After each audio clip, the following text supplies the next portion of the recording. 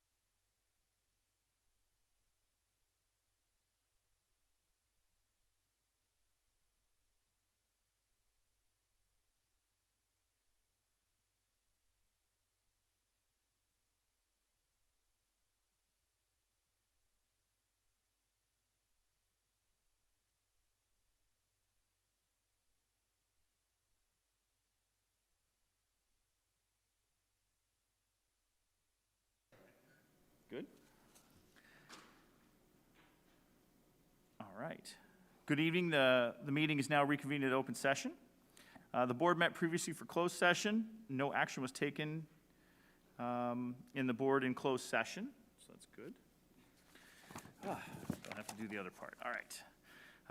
We want to remind the public watching that this meeting is being held pursuant to procedures established in Executive Order N-2920, issued by the California Governor Gavin Newsom on March 17, 2020, in response to COVID-19. The public may view this meeting through RUSD's YouTube channel live stream and provide public comment through the links on the RUSD website, as well as board agenda under item 2.1.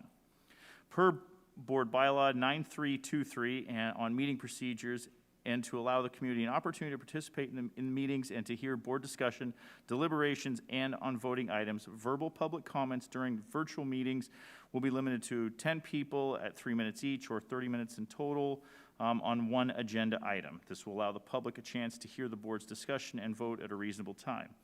Please note that all written public comments submitted will be read silently during the meeting by the board. Good. So tonight we have Alexis Manriquez from Victory High School with us as our student board member. Alexis, will you please lead us in the Pledge of Allegiance? I pledge allegiance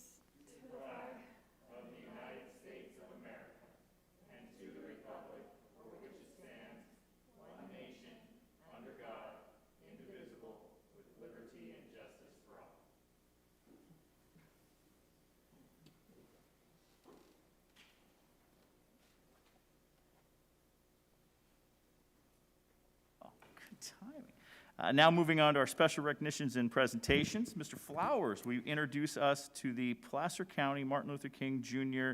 MLK Day Student Poetry Contest winner? With pleasure. Trustees, Superintendent Stock, it's my pleasure to come before you this evening to start off this meeting with such a great recognition. Just a little background. On Monday, January 19th, students across the region participated in the 3rd annual Placer County Martin Luther King Day Virtual Celebration and Poetry Contest. Our very own Rocklin High student, Michelle Essay, 11th grader at Rocklin High, won first place for our outstanding poetry submission entitled Roots Within. In preparing for this, I had an opportunity to go out and meet with Michelle and Principal Stewart, and it was a great conversation because she really didn't know why she was going to the principal's office. But it was a pleasure to meet her, and I just want to tell you a little bit more about her. Michelle's an advanced student completing many AP classes. She has a grade point average well above 4.0. She serves as the treasurer of our BSU club at Rocklin High School. She will be completing our biomedical pathway on her way to her goal of becoming a doctor. She is undecided what college she will attend. But she also had an opportunity to read her poem to the Rocklin High staff, and she's joining us tonight virtually and is willing to read her poem this evening.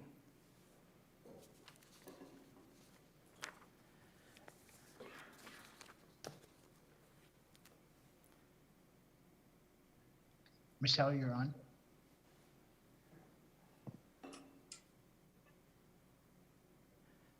Can you guys see me?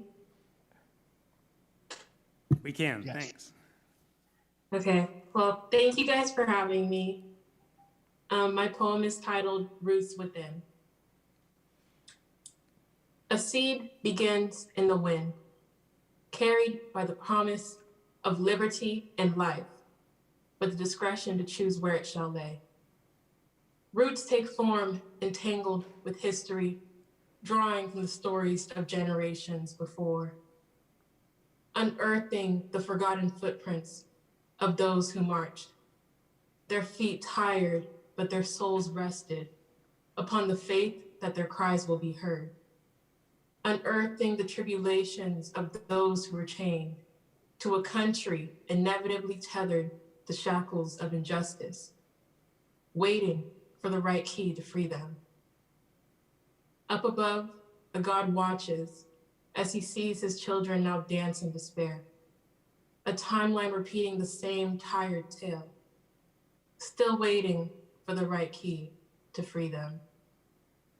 Hope, a seed that can never be swayed for it lays firm in the truth that marches on. From it, the conscience of America bleeds, and those who dare not take a step before march alongside it. Roots giving way to blossoms, as the seed now has the strength to grow, the water of truth allowing it to prosper. From these roots, our people have risen, grown, resisted, mobilized, forever bending our branches towards a story of justice. Thank you.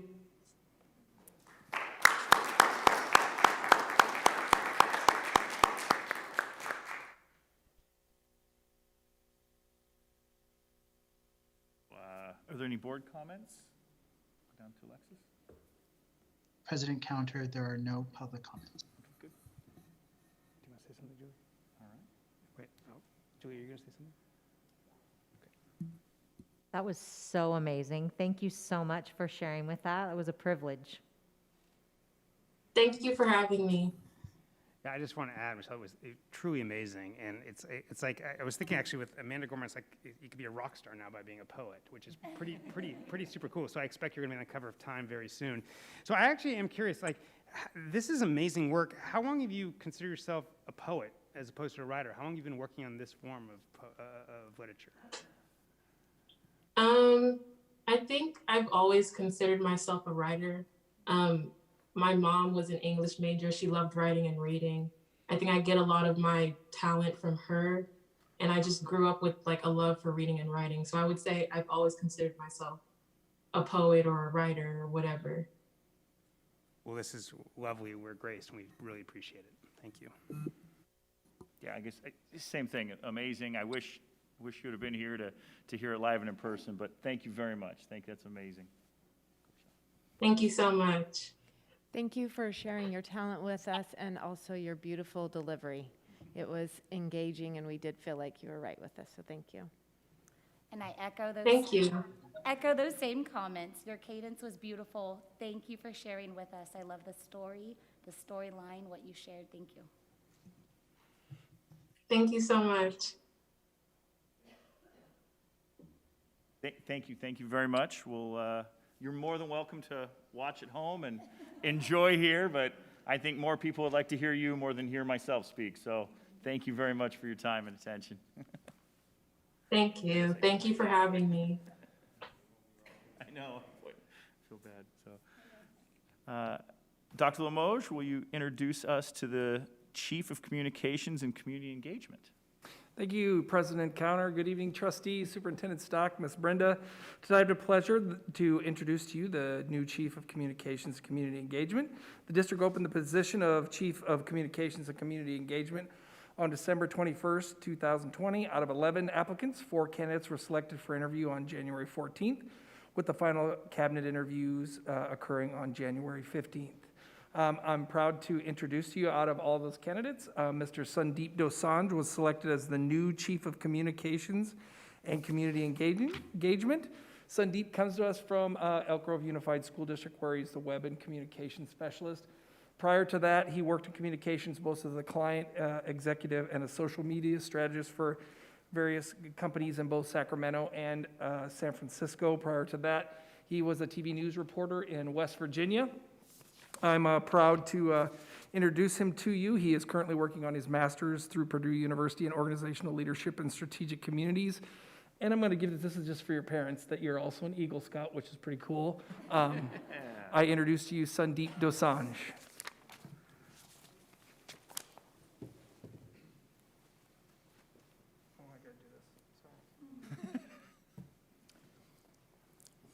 Wow, that was actually way more than I expected, and out of everything you just said to introduce me, I am the most proud of you mentioning that I am an Eagle Scout, so thank you. Good evening, President Counter, Board of Trustees, Superintendent Stock, and Brenda. I am honored to join Rocklin Unified. I spent time last week visiting 15 of the campuses throughout the school district, and I had the privilege of meeting the school principals and their front office staff. I look forward to working with each of them to best support our schools and teachers and students and families, and I appreciate the opportunity to do so. Thank you so much. So, any board comments for? Sandeep, welcome. We're really excited that you're here with us and look forward to working with you. Thank you. Sorry, go ahead. No. I have to say, your resume was quite impressive, so thank you. I'm excited to have you join the team and work with you. Thank you so much. Welcome. Oops, sorry. Welcome. I am an Eagle Scout mom, and so I recognize the amount of effort that took, so I appreciate that. But we're excited to have you here in Rocklin. Thank you so much. Did your son get any palms after? No palms. No palms. Yeah, but he did do a Rocklin High School project, so. That's great. I would love to hear more about that. I want to echo and welcome you. I also am an Eagle Scout, so we can bond over that. Appreciate it. Secret handshake. Exactly. We'll do it later. It's on YouTube, so we can't, but you know what we're talking about. So I know it was a rigorous process, and it says a lot about you that you were the choice of the district, not just right, but the entire district. And I also think you come at a really important time in Rocklin. We have a lot of communications needs, and I think, frankly, they've evolved. Like there's a lot of good work going on in the district that we want to talk about, and we want to, but more than that, we actually have an obligation to let our families and our teachers and understand what's happening within our district. It hasn't been what we've been excelled at in the past, and so we're really looking for you taking on that role and making us much better than we are and continue to improve. Thank you. Welcome to Rocklin Unified School District. Look forward to many years in the future and all the great things. You've got a great group of people around you. You've got an entire board ready to support you. So whatever you need, let us know, and looking forward to all the greatness. Thank you so much. Thank you. Do we have any public comment for Sandeep? There are no public comments at this time, President Counter. Excellent.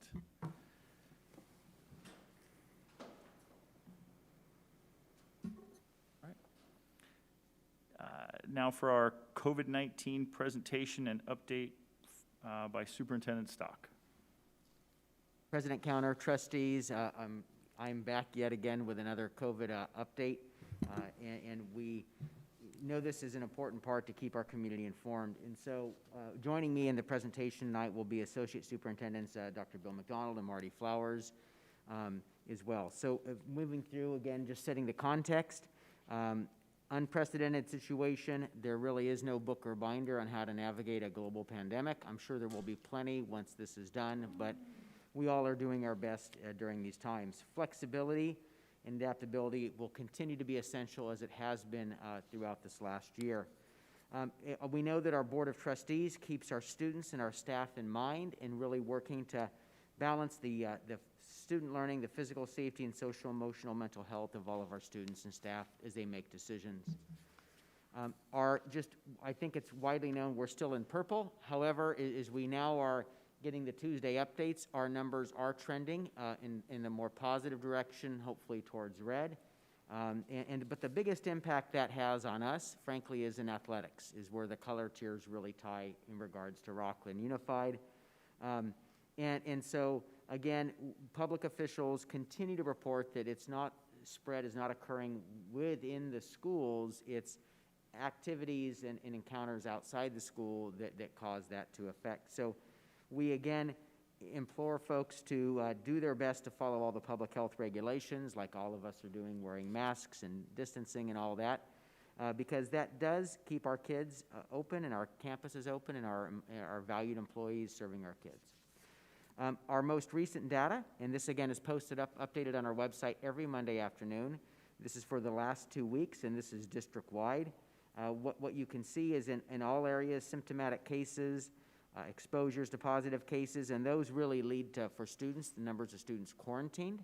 And we'll talk a little bit more about quarantined students and what they can expect in educational outcomes later. And our positive cases all are trending downward in the right direction. So we're very excited to see that. And so again, this is just all the stuff we've been hearing in the county, and this is looking in at our school district. The next chart is also updated each week, and this shows by school site a 2-week average of positivity cases. And you can see in some of our schools, we have 0% over the 2 weeks. And then the school with the highest number was, we had 3 at Rocklin, which totaled a total of 1%. So again, these numbers are trending in that positive direction, and we're very happy with that. And we know it's the hard work of folks that are following the guidance, doing their best, and we appreciate that. This next bar graph, we felt it's important because we know throughout the nation, the state, our county, and even here in our district, that we did see a post-Thanksgiving, post-holiday spike. And so we did see that, but we also are seeing the trend lines go down. And that's very exciting, very good news. So the 11/23 was prior to Thanksgiving. And then you can see on 2/1, we're getting closer back to that pre-Thanksgiving. We're very hopeful that trend continues as we work through the school year, which allows us to have do more and more things, more and more activities for our students. And so wanted to just share that this look at the holiday trend is decreasing here. Dr. McDonald's going to go ahead and update us on surveillance testing and vaccines. Thank you, Superintendent Stock. As you know, we began doing optional surveillance testing for all employees actually on the 16th. So we're in our 4th week right now, which means we actually completed a full cycle of surveillance testing. In that time, we did 233 tests. We have just about 1,000 employees. So it's been available to all employees, and you're seeing about 25% of them taking advantage of the testing.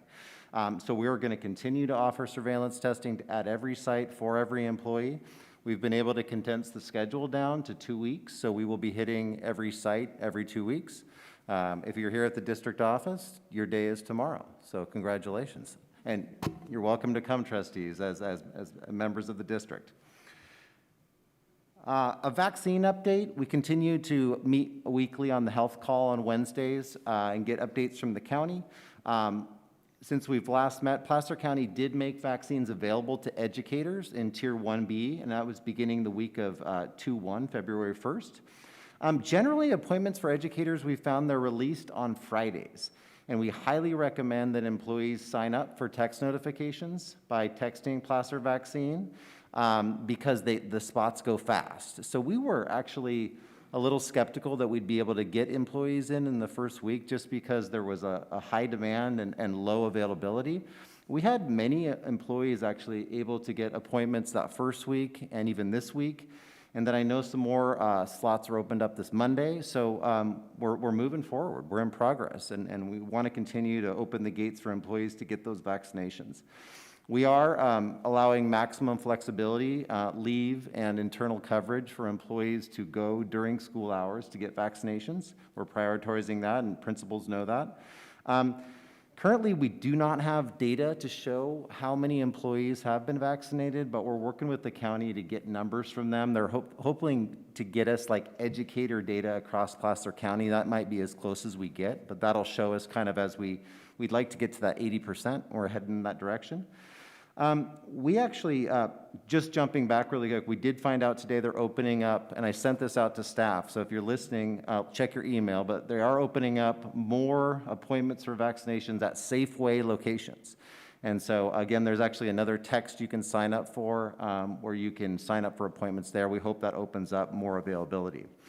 We've also requested of Placer County that we are willing to conduct vaccination clinics in our district and provide space and staffing to do that.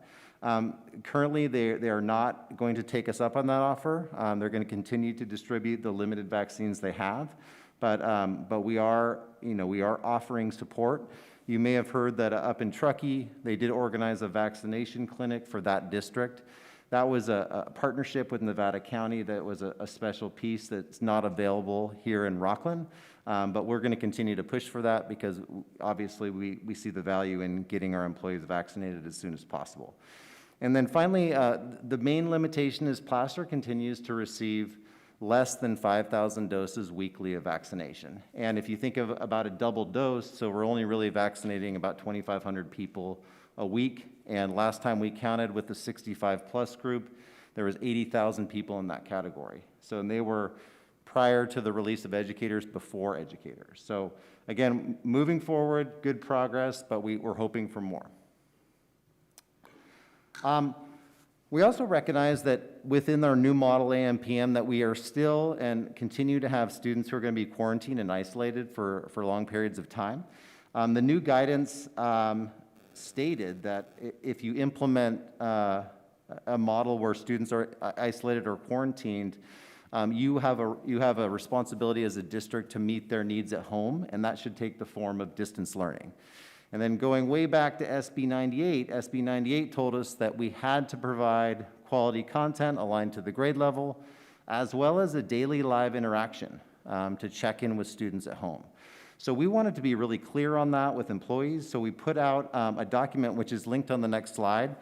And I'm not going to go through it all, but two major components. One, that they do have that content aligned to grade level standards, and you can provide that in a number of ways. A digital copy, a hard copy, a daily or weekly hyperlinked document, as long as students know what's going on in class so they can participate from home. As a district, you know we're providing technology and hotspots so students can access learning. The other piece is that daily live interaction and some recommended methodology for that. So we're strongly encouraging live streaming and video lessons throughout the school day.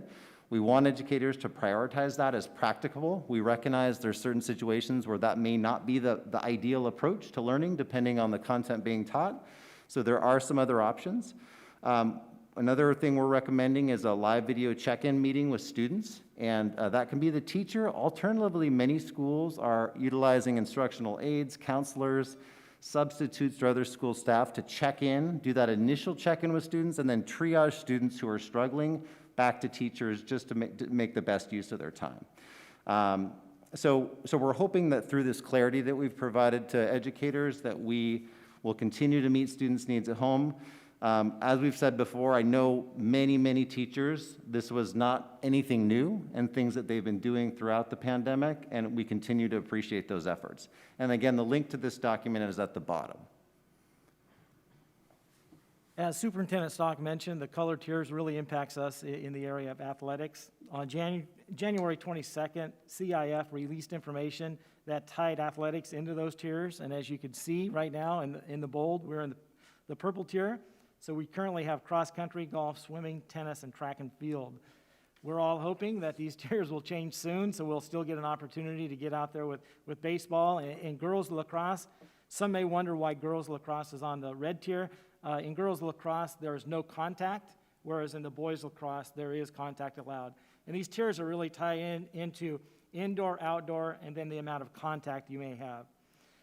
At that same time, the Sac Joaquin section provided parameters around a number of items involved in athletics, as far as first day of practice, the length of the season, the first and final dates of competition, the maximum number of contacts.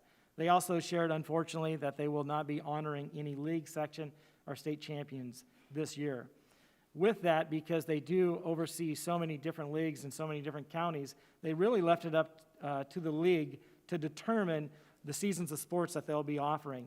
And I'm proud to say that our athletic directors have been working hard along with our principals, our superintendent, board members, and currently at Whitney High School we have 378 athletes, and at Rocklin High School we have 319 participating.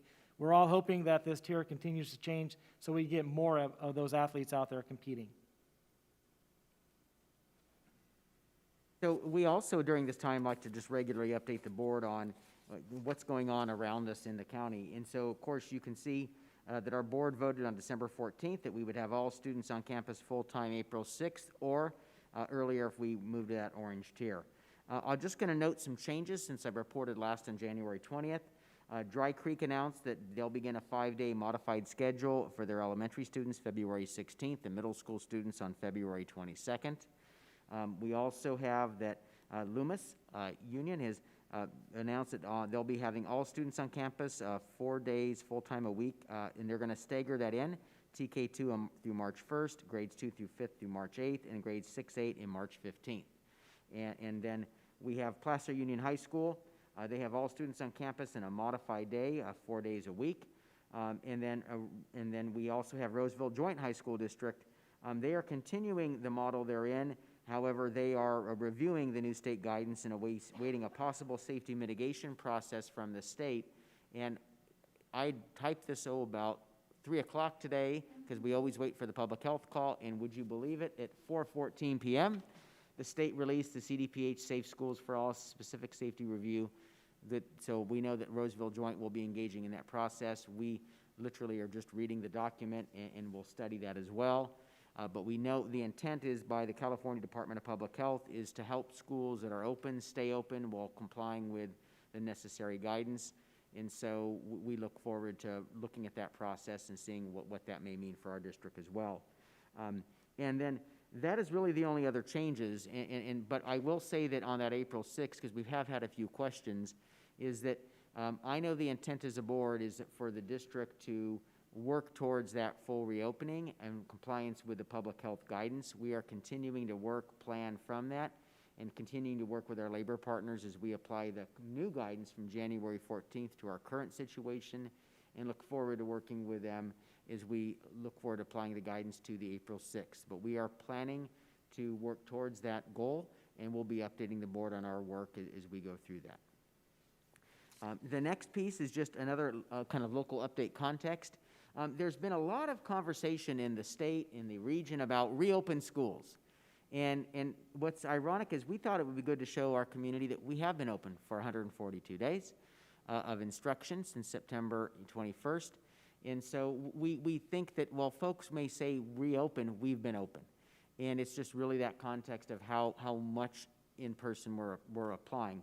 But there are multiple districts around us at the bottom of this list that have been open 0 days for on-campus in-person learning. So while we know there's a desire to have students back as much as possible, as safe as possible, and we agree and we were working towards that, we also want to remind our community that we frankly have been open for really the longest number of days of in-person instruction. And so we just don't want our community to be confused with a lot of the conversation in the state about reopening, because we have been in about 80% of the state has not been returning students to campus. So we just thought that was important to point out. And again, we know we appreciate all of our colleagues in our schools working that have been worked tirelessly since September to provide those services and education. Again, we are continuing to work with revised public health documents and orders, as I shared like at 4:14 today. We also will continue to make modifications, clarifications as necessary. We know that's an important part of the process. And again, no plan is final. They all will continue to evolve. And we are committed to doing that and communicating clearly with our families and all of our stakeholders about that. So our next steps are to continue to improve our model that we're currently in, communicate those pieces to stakeholders, collaborate labor partners, learn and adapt, and then prepare for that shift for all students back 5 days a week full-time on April 6th or when we hit the orange tier. And so with that, trustees, that concludes our February 10th COVID update. Do I have any board comment?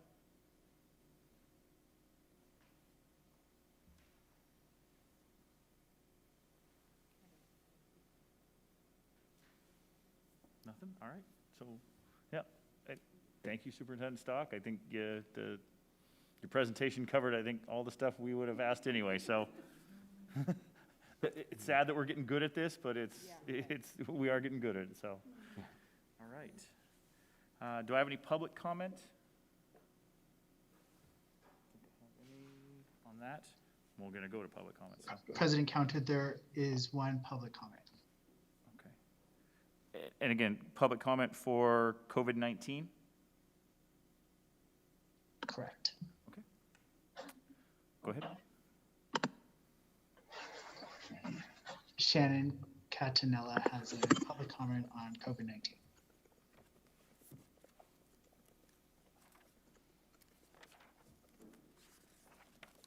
Shannon, can you hear us?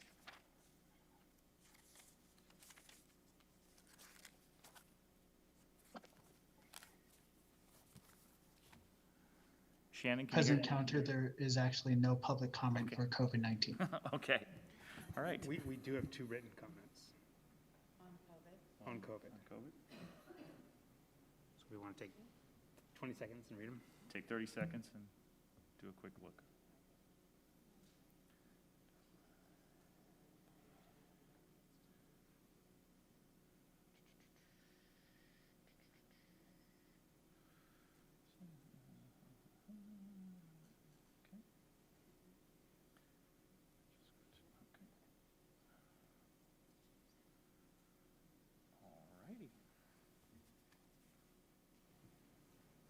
There was a specific question that I don't think we know the answer to, but so here's the question. Whitney High had a large percentage of the covered cases during November, December, and early January, resulting in many students and staff being quarantined. How many of those individuals quarantined actually ended up with a positive case after exposure at school? Do we know that? We don't have a report that specifies that exact detail. We do have contact tracing, Right. that if we were to go back and do the analysis, we could provide that number.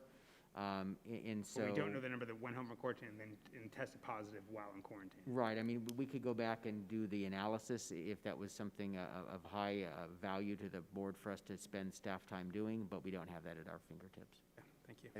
Roger, one piece I can say is I'm fairly confident that we have less than 5 cases of COVID being transmitted at school in the entire year. So that number is very low, whatever that number is. And that's consistent with what other superintendents have shared in our county, and that I've been in contact throughout the state, is that in-school transmission is extremely low. Thank you. I just wanted to make a quick comment. I have had parents reach out to me, one in specific today, to give their thanks for the work that has gone into quarantine. They know that this has not been an easy journey, and so I just wanted to take a moment to thank you, Superintendent Stock, the cabinet, all of our teachers that have come together to really help, and our parents are appreciative. They've reached out specifically to me to please say a thank you, so I'd like to say thank you on behalf of those parents that have reached out to me. They're very thankful for the work that's gone in for these quarantine education plans.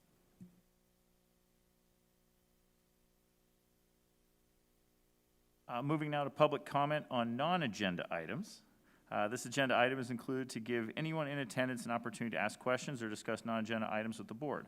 The board is not permitted to deliberate, take action on non-agenda items, but may refer the matter to staff members for follow-up. A complaint about a specific employee or of the district shall be made to that employee's immediate supervisor or the principal as required by Administrative Regulation 1312.1.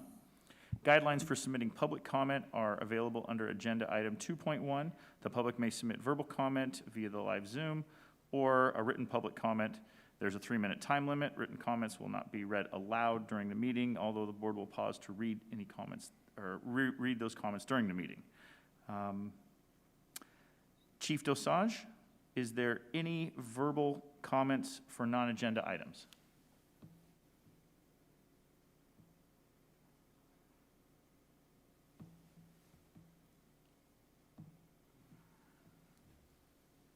Shannon?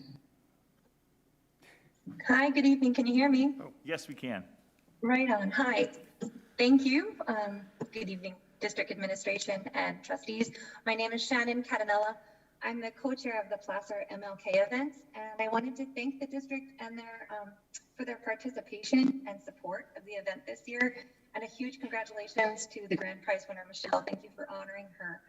And thank you for the district's efforts to support Black History Month. They've been amazing, really, really amazing this year. And thank you for offering the racial healing and courageous conversations to all the stakeholders and staff. I remain completely impressed and grateful for all the work that you're putting into this. I just wanted to say thank you. Great, thank you, Shannon. Do we have any? There's no written comment. Yeah, do we have any other public comment? President Counter, there are no other public comments at this time. All right. Excellent. All right. Moving now to our employee organization report. Travis Moget, our TPA president.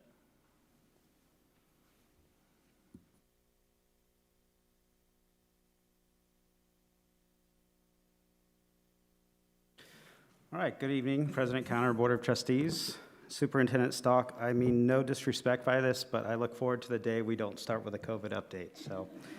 Agreed. So I want to start off similar tone to how we started off the night with just recognizing February Black History Month. All the amazing work going on around the district, from virtual events, from the limited capacity but on-campus events to our very own superstar with a poem. So I think that was just like so poetically perfect, ironically poetically perfect for for the times and everything we've been dealing with. So Michelle, great job. It's a Whitney kid, so go figure. Made sure to wear my stuff for you, Rick. But I also want to give a huge shout out, and I can only speak personally to my campus because that's how I'm most directly connected with.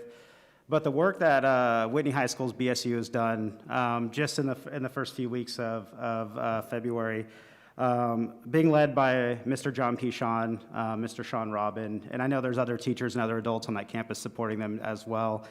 But every morning we wake up to an email in our inbox from Mr. Pichon, just some celebratory little anecdotal thing that ties Black History Month into the real world. And it's just such an uplifting thing because we've never had that. It's great to see such a huge need being filled and filled so authentically and so with so much value. So I just want to give a huge shout out to those two specifically, and obviously the students that are involved in the BSU at all of our campuses. But again, I can speak specifically to the students at Whitney High School and the adults there. So if Mr. Pichon or Robin are listening tonight, probably not, but thank you guys and to your students for all the work you're doing. So. A couple things from the COVID update. I just want to point out a few things, and I think Bill said this, or sorry, Mr. Dr. McDonald. But just so we're not putting out any false promises to things, a lot of the updates around how we're helping and trying to adapt in and ultimately advance our support of quarantine students specifically.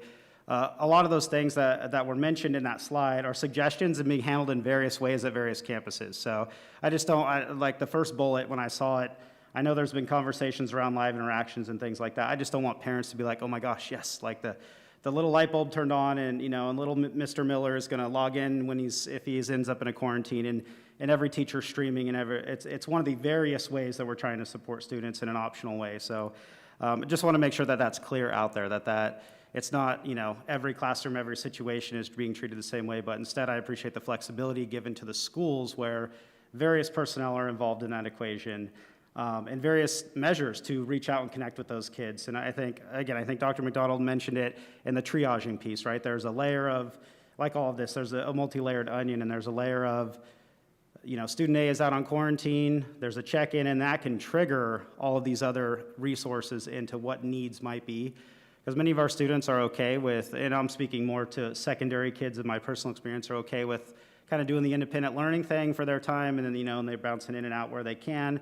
But it's just a multi-layered piece. I want to make sure that we're clear on that it's going to be ever evolving like all of this ever has been. So, again, not putting out any information. I don't think that was the intent, but just maybe it's my cynicism and things. But hearing that it's one of the many pieces that are being offered. I know our counselors are doing great work at the secondary level. A lot of our instructional support, we have some additional substitute staff on elementary campuses, so lots of people involved in that equation, and just making sure that those students that are in quarantine or whatever the reason they're not at school are being supported and having access to all of those things that they need to stay on the same page, and then hopefully flip right back into the classroom when their time is up, if you will, or whatever it is. And same note with staff. We've got a lot of staff that's been impacted, had to go out in quarantine for one reason or another, and their flexibility and adaptability working with substitutes, with instructional aides, with co-teachers, with grade level partners, and all those various pieces. But just really appreciate everybody's flexibility on that, and the district really honoring that. We want to keep Travis the teacher with Travis's classes and finding all the creative ways to do that. And even, we're at a point now where we're offering a substitute to be in the room, so we have that adult body there, but we're still allowing the staff that's assigned to that room to be there in whatever setting or in whatever way. I want to give a lot of credit to Matt Murphy. He has juggled a lot of balls, making sure that happens and that people can still serve their classes in whatever capacity, and done it in a very trust the professional kind of a tone, and that's been really, really appreciated by our TPA and any and every teacher, and I think probably every site in general that's had to deal with those. I think at this point, unfortunately, every site has had to deal with some version of quarantining. I know there was a few holdouts there that were my daughters at Twin Oaks, and they were one of the last that was like, dang it, we finally had our first one. But either way, just that flexibility is really, really appreciated, so I wanted to make sure I mentioned that. As we're talking about things, obviously the giant the giant positivity of the last couple weeks is vaccines, right? As soon as that announcement was made that the county is going to allow educators to access vaccines, it was pure feeding frenzy. I mean, the process is a mess, and I think anybody that's heard about it, seen it, experienced it, probably would echo that. But again, I think Dr. McDonald mentioned many of our staff have had success in getting those appointments. Definitely some disappointment at the end of the week last week that everybody was ready, 2 o'clock rolling around, had game plans in place, and the county didn't release all the week of appointments like they had the prior week. And I get that there's some logistical things. But again, a huge thanks to that effort to allow staff to get those vaccines, because while it's not going to be the end-all be-all, it's definitely a major step in the direction that we've all wanted to go in whatever version of return we get to before the school year's out.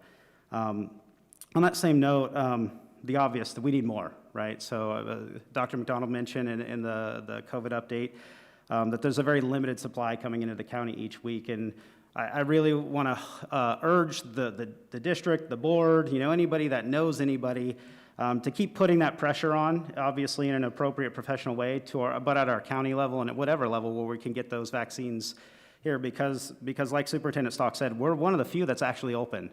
I really appreciate your comments, because it drives me absolutely nuts to hear all this reopening stuff, and I'm like, reopening? You mean 5 months ago? That's when we reopened.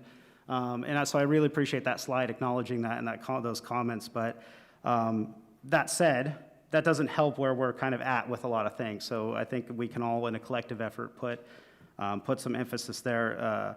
President Counter, you emailed me about the letter that we sent to the county, and I'm sure we'll talk about that when I'm done here. But that's kind of, that pressure, that how can we get our county organized? We've heard some success stories in districts that are pseudo part of our county, some that are part of our county getting some vaccinations in larger quantities, and hoping that our area can have some success in working through some plans around that. On that note, I did want to give a shout out that I can't even begin to say how thankful we are, but we have a local family up at our Sierra Elementary site that owns a pharmacy, Remedy RX Pharmacy over in Roseville. And they called some of our staff there the other day, I believe it was Monday, and they offered vaccinations for their entire staff. So the owners, the family, she was able to secure 200 doses coming in, and was going to give priority to Rocklin Unified staff. So we've had a lot of teachers that have been able to get over there.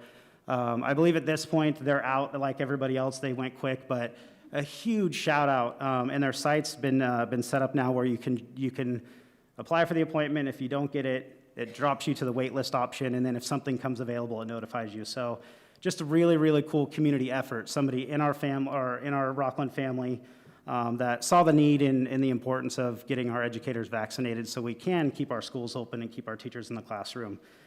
So again, major shout out to them. That's Remedy RX Pharmacy over in Roseville, and fingers crossed, we could have more of those kinds of situations popping up. Dr. McDonald also said, Safeway is now offering more. So that, again, all these little nuggets as we kind of add our way up and get to that ultimately as many people that can and choose to be vaccinated in our district are. So, as we move into the rest of the evening, and I won't go into it too much right now, but obviously we have the other fun topic to talk about when we talk about budget and things like that. I do appreciate the emphasis, at least what I'm seeing in the presentation, the emphasis to keep reductions in budgets away from the classroom.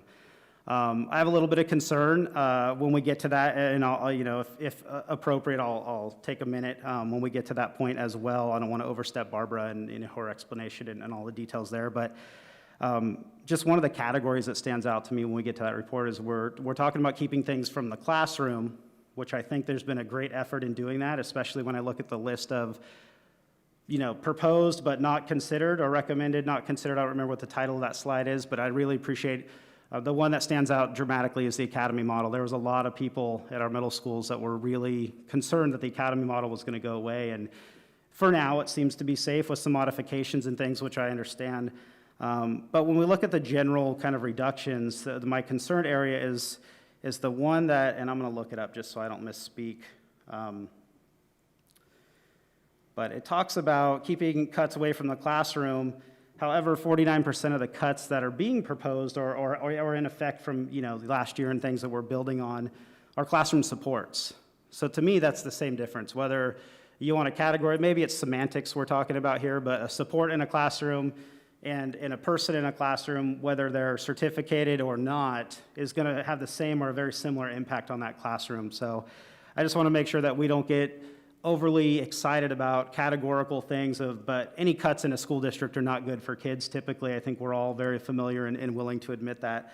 But just making sure that we focus on, where can we reduce things, cut, defer, and I know Craig hates that word. It really makes a hard job for Craig and his crew, but where can we, pull things back and make sure it's not hitting, Cameron Mojette in her classroom, Michaela Mojette in her classroom, Travis Mojette as a teacher in his classroom. So while these things don't necessarily take certificated FTEs out of the room sometimes, you pull enough resources that support my classroom, and I'm not left with a whole lot there, right? So it definitely is something to, and again, appreciate the effort that's going in. This is never an easy conversation. I'm hoping that when Roger can wake up tomorrow and find the crystal ball and we don't need COVID updates anymore, he'll also have the budget revision update that everybody's getting raises and, we don't have a crisis or cuts to be made anymore. So, good luck, Roger. And then the last piece, and again, I appreciate the district sharing this with me early on, but I do want to reiterate because I think it's worth it. We've done a lot of work to get testing in campuses, and Dr. McDonald said we have about 25% of our staff that's taken advantage of that. Had that happened sooner, I think we would have had a higher percentage. I think right now the feeding frenzy of getting a vaccine has kind of taken priority, and there's also been some concerns around the testing and the process itself, and Bill and I have had very open conversations about that and trying to work through a lot of those things. But I really would love to see, and again, I know the district has shared with me directly already, but a continued effort into taking what resources we can provide to get the vaccines on our campuses, right? To have our own mobile clinics. And again, I know it's not as simple as here's 500 vaccines, Rocklin Unified, go do your thing. But hopefully that we keep pushing on that and we keep that effort there and that door open. So if we get 10, 20, 30, however many, that we can make sure that it's not a manpower or a logistical piece that limits that. So, and again, that goes right back to that piece mentioned earlier is the flexibility of the district to allow staff to get to those appointments. I had a teacher share with me on Monday that, she got the little text and jumped on her computer and was able to snag an appointment. And then by the time you get through the process, the email comes and it says, your appointment's in like 45 minutes. And she's like, no, I'm in class in 45 minutes. But she was able to call down to the front office, get everything covered real quick, and again, I really appreciate the flexibility. It's a lot of work, especially on our site secretaries who typically handle all the juggles of the people. So really appreciate the efforts of CSCA and their entire crew helping support all of that as well. So fingers crossed we won't have to do it that way, but it's the way it is right now, I guess. Like I said earlier, it's a huge step in the right direction for everybody. So I think that's all I have. Just to follow up from a budget standpoint, you're good. I just don't want to go back and forth. So if you had some comments about the budget? Yeah, well, I'd rather not step on. Barbara's got a whole presentation, so I'll make public comment then. Yeah. Okay. Any board comment? Okay.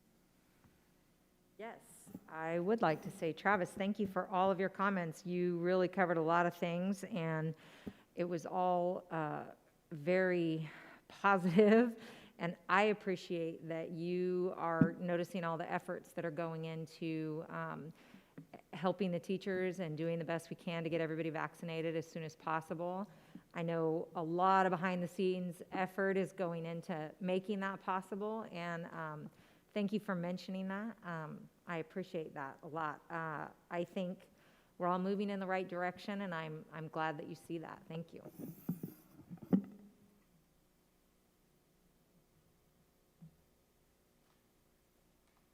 I was just going to say the same thing. Thank you for noticing the positive efforts that are being made. And man, I wish we had a way to snap our fingers and get more vaccines and doing, the things that people, educators across the state are hoping for. So continue to do what we can. Thank you. Again, thanks for the positive. Just curious on again, this is the note that yourself and other, RTPA organizations across Placer County sent out. Just curious, as you know, the district has, and I think most of the districts in our area have had a decrease in enrollment. The goal is to get enrollment back up. And we appreciate, and I think every district, I'll speak for, every district I know, we're very, very happy that teachers are showing up, people are coming to class. We're definitely making progress. We're showing them that there's light at the end of the tunnel. And I think other districts, as Roger's pointed out, have plans to get, better and better, not just, where we're at, but obviously continuously improve. A letter like that essentially, I'll speak for myself, but speak for most of the board, the only time we hear that is when it comes, on your Saturday paper from the Sacramento Bee. It starts to create angst for the public and parents. So, hey, I see good things, I see numbers are going down, but then I read in the Sacramento Bee that all these folks don't want to be in class anymore. So the goal is to create a positive atmosphere. The goal is to get people engaged and energized to be back in school. You see the rift that this puts parents and teachers against each other. This puts, community like asking questions. So I'm just curious.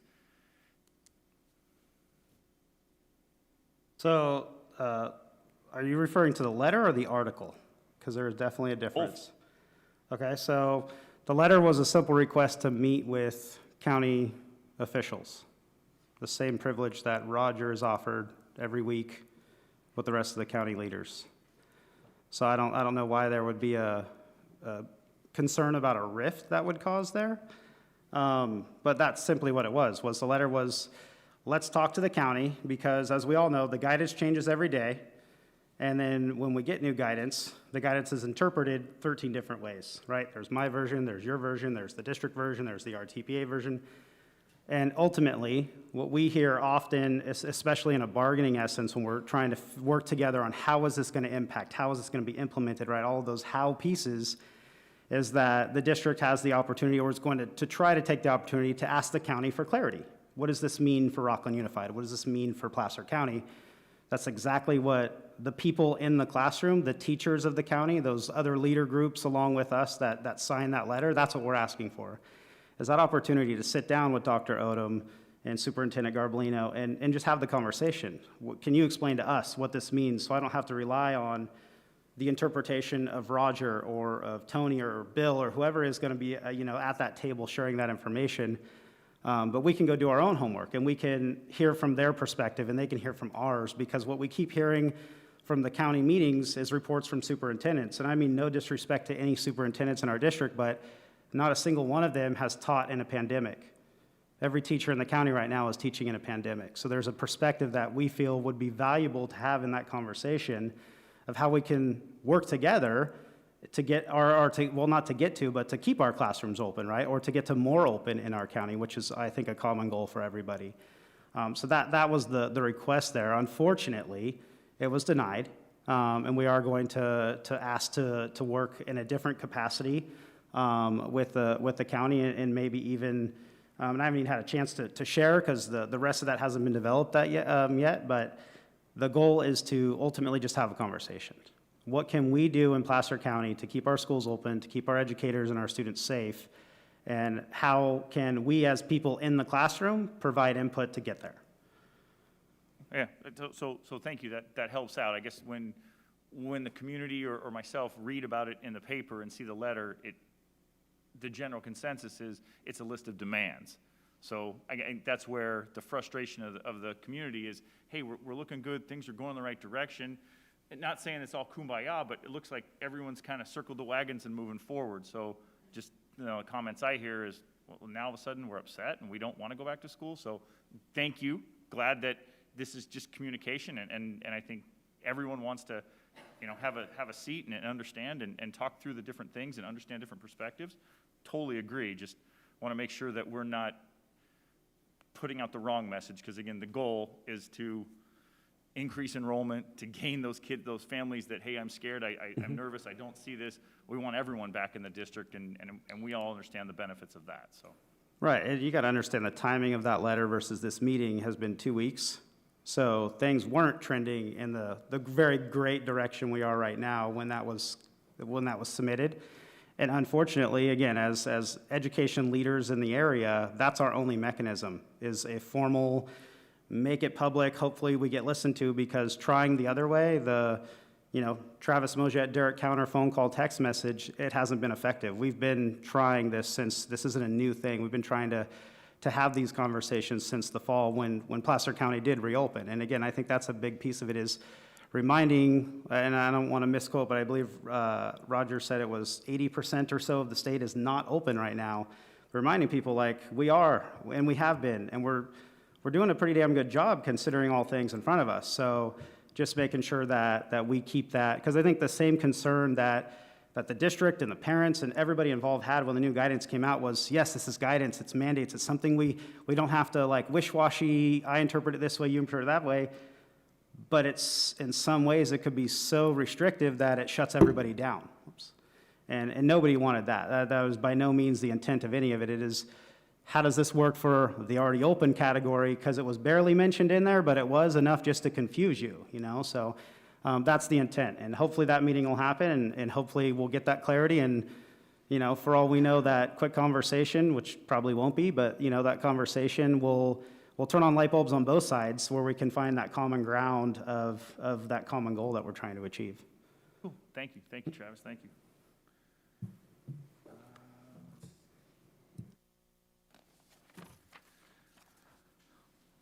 So we don't have Chuck Haddix tonight. I believe he's feeling a little under the weather. We look forward to hearing from Chuck hopefully next meeting when he rotates back in.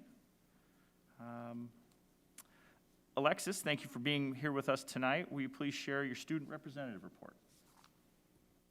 Okay, so I got a couple. So from Cobblestone, they're starting the Great Kindness Act Challenge, where all of their students are getting involved in different types of activities of kindness. On campus, there's 45 students participating in extended day intervention programs to support student reading skills. At Granite Oaks, they're having a fundraiser tonight at Panda and another fundraiser at Chipotle on March 17th. At Rocklin High School, the Black Student Union, or the BSU, is planning many events like Black History trivia games, a dance routine, and even possibly a museum in the library for students to walk and experience past and present history. Along with the BSU, Rocklin High is doing different things like decorating the campus for Valentine's Day, candy bombing classrooms, sending out Valentinegrams, and incorporating Blue Fridays back onto campus. And then at Sunset Ranch, they're adjusting to the new AM/PM schedule. The students and families are enjoying the takeaway lunches. Sierra is also running an intervention program during the time between sessions that target students who need more academic support. Sunset Ranch's student council sponsored a Valentine card exchange and Valentine door decorating contest for the entire school. They're also recording video and virtual assemblies and announcements for the student body each month. And then at Sierra, they're providing additional support for students who need extra boost, offering support on campus during their off time, either AM or PM, and by offering extra virtual support to students on quarantine. This is all because of the instructional aid team, special education team, and the extra support intervention substitute teacher. And then at Sierra, they're also going to have their second virtual auction on March 5th and 7th, which raises critical funds to support the IB program, extra instructional aid time, teacher training, technology upgrades, PBIS and teacher accounts, and much more. And then at Valley View, they're excited to host their first virtual showcase this week. They have a spirit night with takeout from Panda Express, and then they're going to go back home to watch the VV clubs to show off their skills, talents, and hobbies. And then the Student Council is hosting a donation drive for the local SPCA to help house and feed heal the animals. They're having a spirit day, dress in pink, red, purple to show that you care about all living things. And then at Rocklin Alternative Education Center, Victory's Interact Club is again they're putting together a service before self by hosting a February food drive. For the entire month, they're going to be collecting non-perishable items. And then the second phase is in 2 weeks, which involves sorting and packaging bagged meals. And then each day in broadcasting, there's a new person discussed for Black History Month. And that's it. Great, thank you.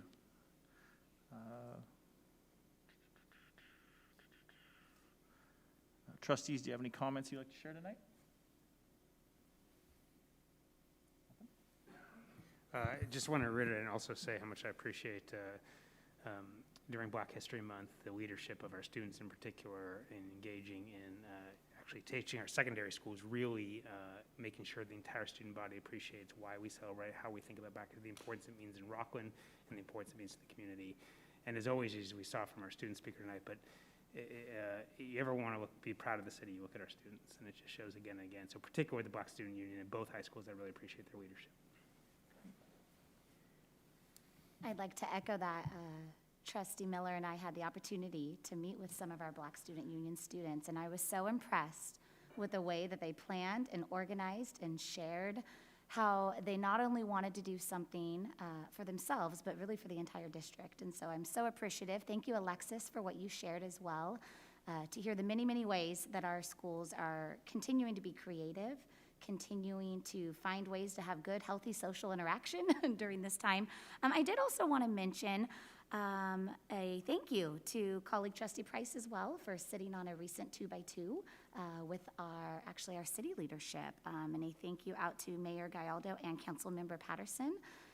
It was a pleasure to get to meet with our city leadership and to hear their desire for us to really be intentional this next year about joint goals of ways that we can really work together and not just inform each other of what we're doing, but really have common goals and collaborate for the benefit of our entire community. And so I'm looking forward to those efforts, and I felt like that was such a fruitful meeting for us for that first time together, and very appreciative of the time that was set aside for that by our city leadership. Oh my goodness, again, I can't touch it. Thank you. I was going to mention the 2x2 meeting as well. We have some exciting things that we want to work towards collaborating on, and so that was a good meeting. Since our last meeting, when we had all met with the various schools, we also divided up and met with our students, and that was an amazing opportunity.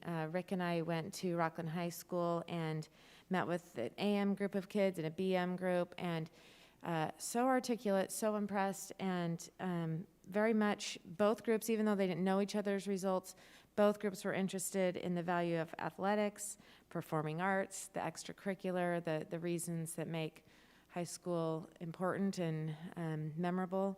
They also, I thought it was really kind that they were so concerned about their teachers having the technology that they needed. It was good meetings, and also helpful for us to hear their feedback and for them to understand where our district is at with our budget. And the last thing that I wanted to be able to announce as part of Leadership Rocklin this year is that this last week, Rocklin Educational for Excellence Foundation was chosen to be their recipient of the fundraiser that they will be having this spring. So that's good news, and we will continue to share. That's going to be a recycling event coming up in April, and we will definitely want to involve our community and hopefully turn that into a successful fundraiser for our schools. Great, thank you. Again, Marty, thanks for the sports, the athletics update. I can say from a personal standpoint, last Saturday, I attended the Whitney Rocklin cross-country event at William Jessup, and again, an amazing event. I'd never been to a cross-country event before, so great to see the kids, great to see the excitement out there, and I hope that the governor, CDPH, CIF, all those people at the higher level can figure out a plan to, get the kids back on the field and get the kids back playing. So that, Superintendent Stock, do you have any comments you'd like to share? I want to compliment the trustees and some senior cabinet officials. You all held 16 different parent-teacher club meetings in a 2-week period, plus 5 student leadership meetings in that same 2-week period. So just, again, tremendous efforts to engage with our community around budget issues, and just appreciate the amount of time that you put into really wanting to seek that input. It's unprecedented, frankly, in our district, and I think it's a good model for us to follow as we seek that input. And just again, the work on equity, appreciate that being complemented. Our District Equity and Inclusion Steering Committee met this afternoon, and again, to continue that work, look for ways to move forward so that we can have achievement and wellness outcomes that we would want for all of our children. And so excited about that work. We'll be bringing an update back to the board this spring.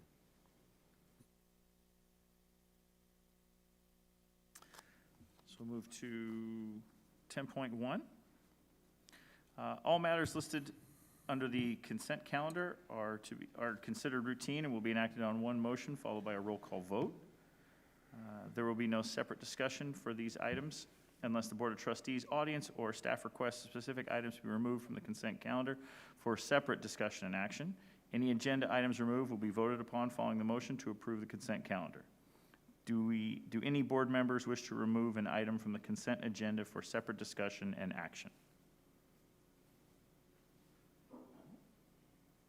Seeing none, all right.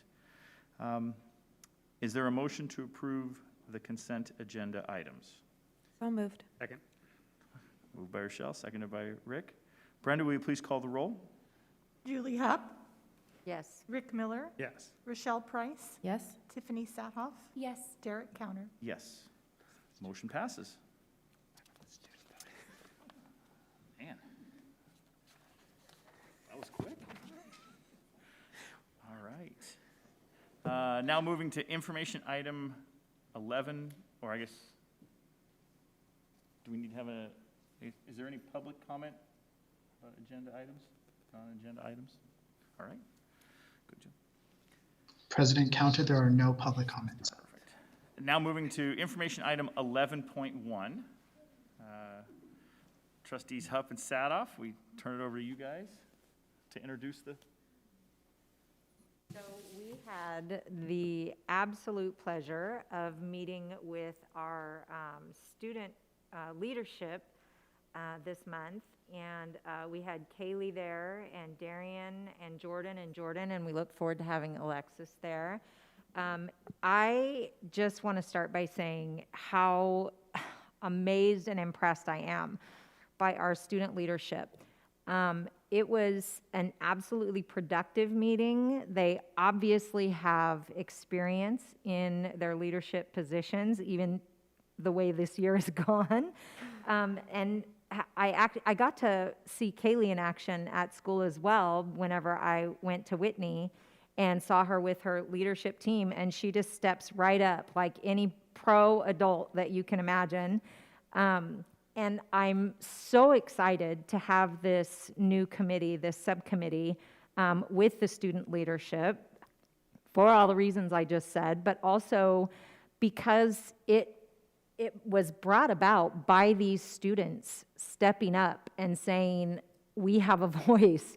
And it was not that we didn't ever want to hear the students' voice. It was more that they hadn't come forward the way these particular leaders did.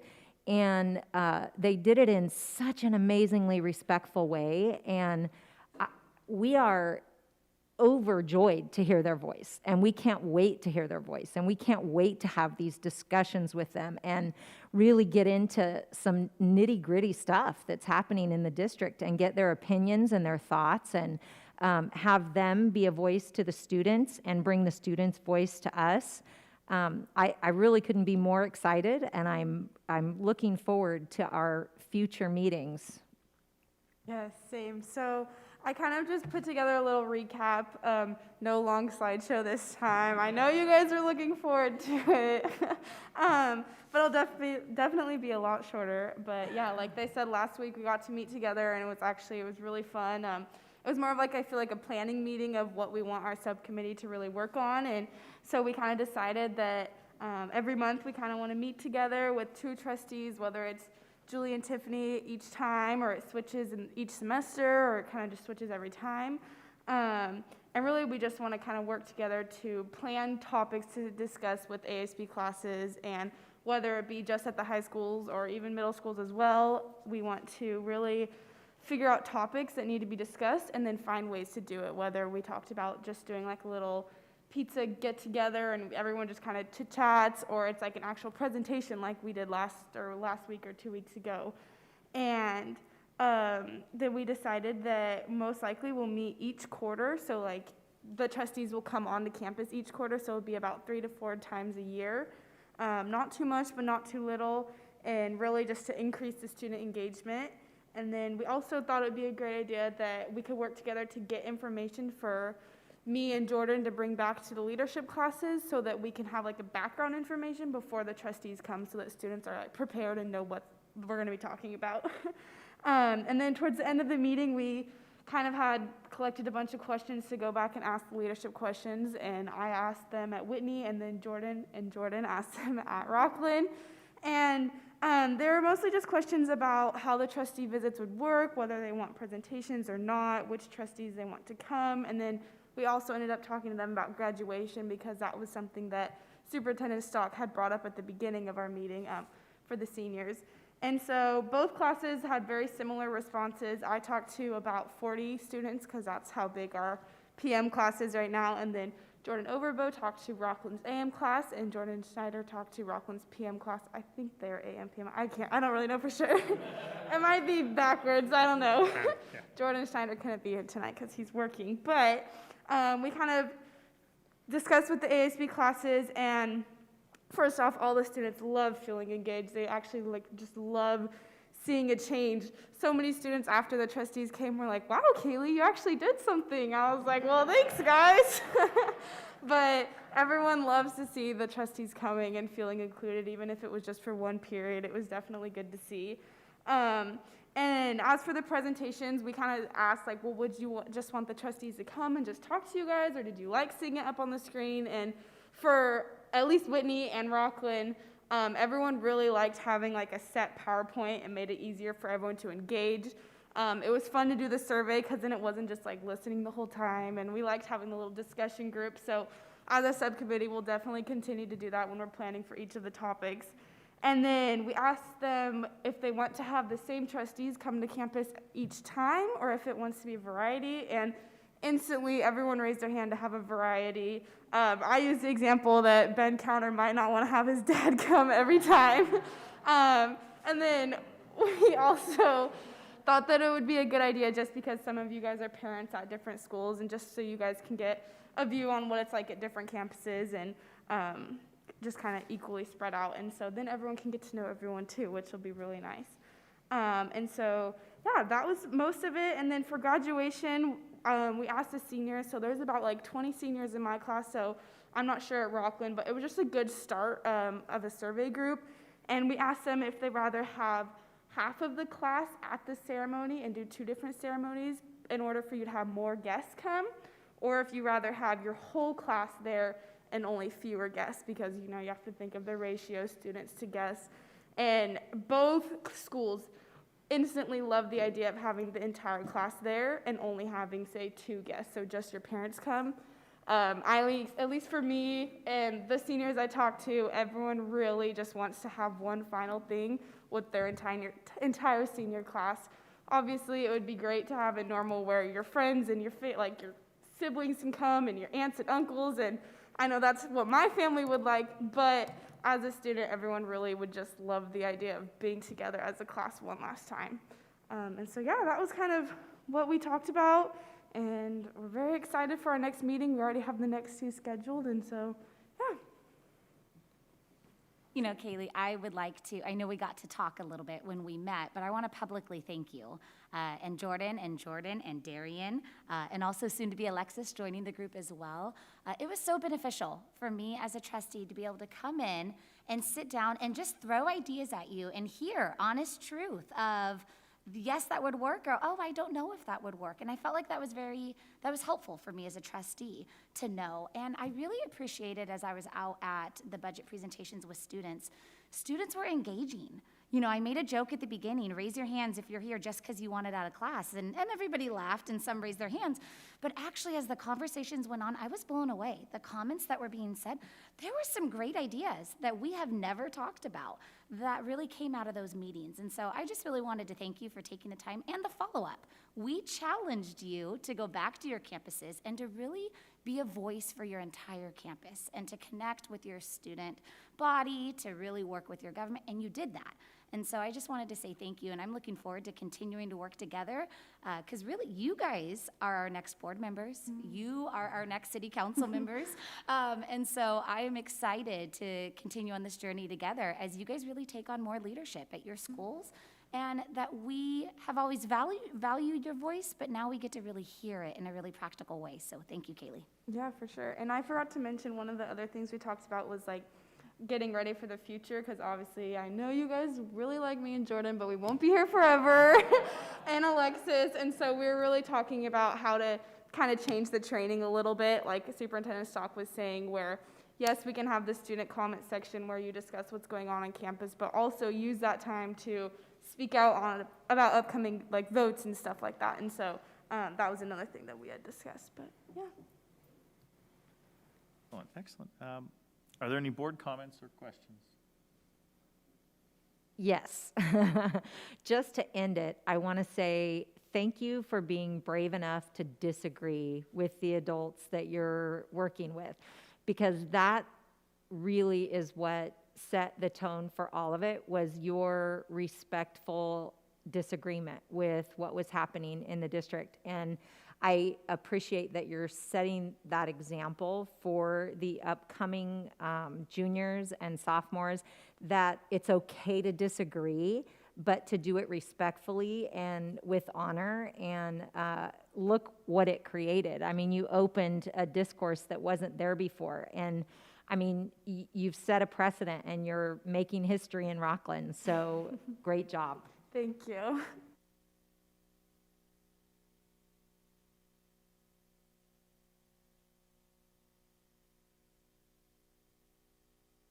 Do we have any verbal or written public comment? I don't think we have written. Yeah, I didn't see any written.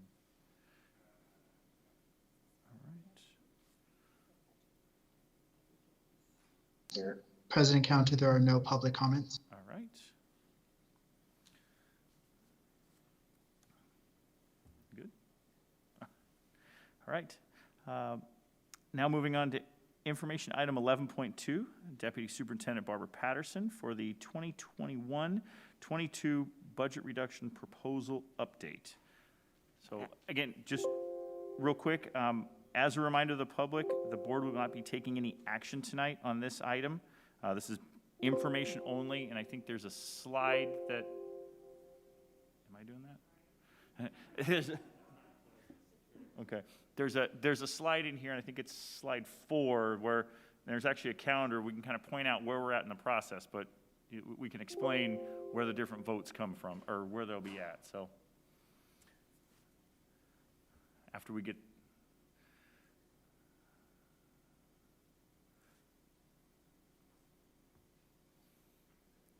Thank you, Ryan. Actually, President Counter, trustees, I'm going to go ahead and just start, and Barbara and I are going to co-present on this, though she did the work on the presentation, I want to acknowledge. This has been a hard year, and this topic is you know, Travis mentioned in his comments, is one that is just it's a hard topic to discuss. And we know we've shared with the board our current budget situation is not where we'd like it to be, given to a lot of circumstances. And we'll review with the board those circumstances.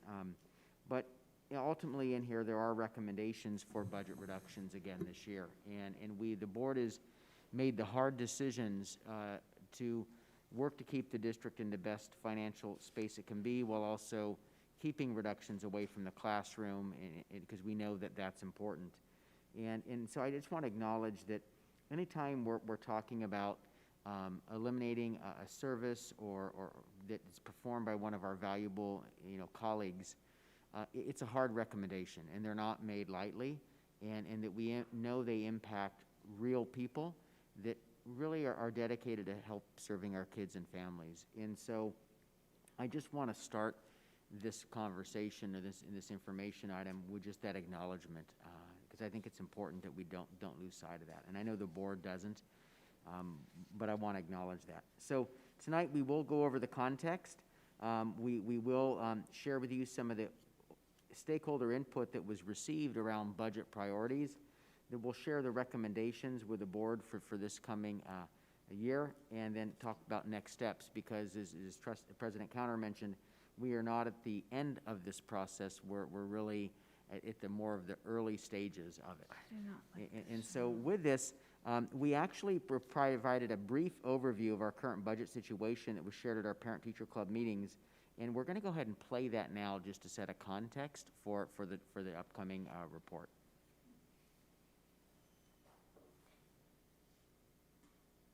Hello, I am Superintendent Roger Stock, and in this brief presentation, I will be sharing with you some background on our school district's budget.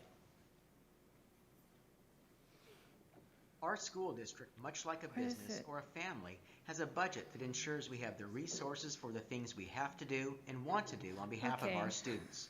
Our budget also... It's showing on my little screen, but it's not showing on that, so let me... I think our Chief Technology Officer is going to help you out there. I think that, yeah.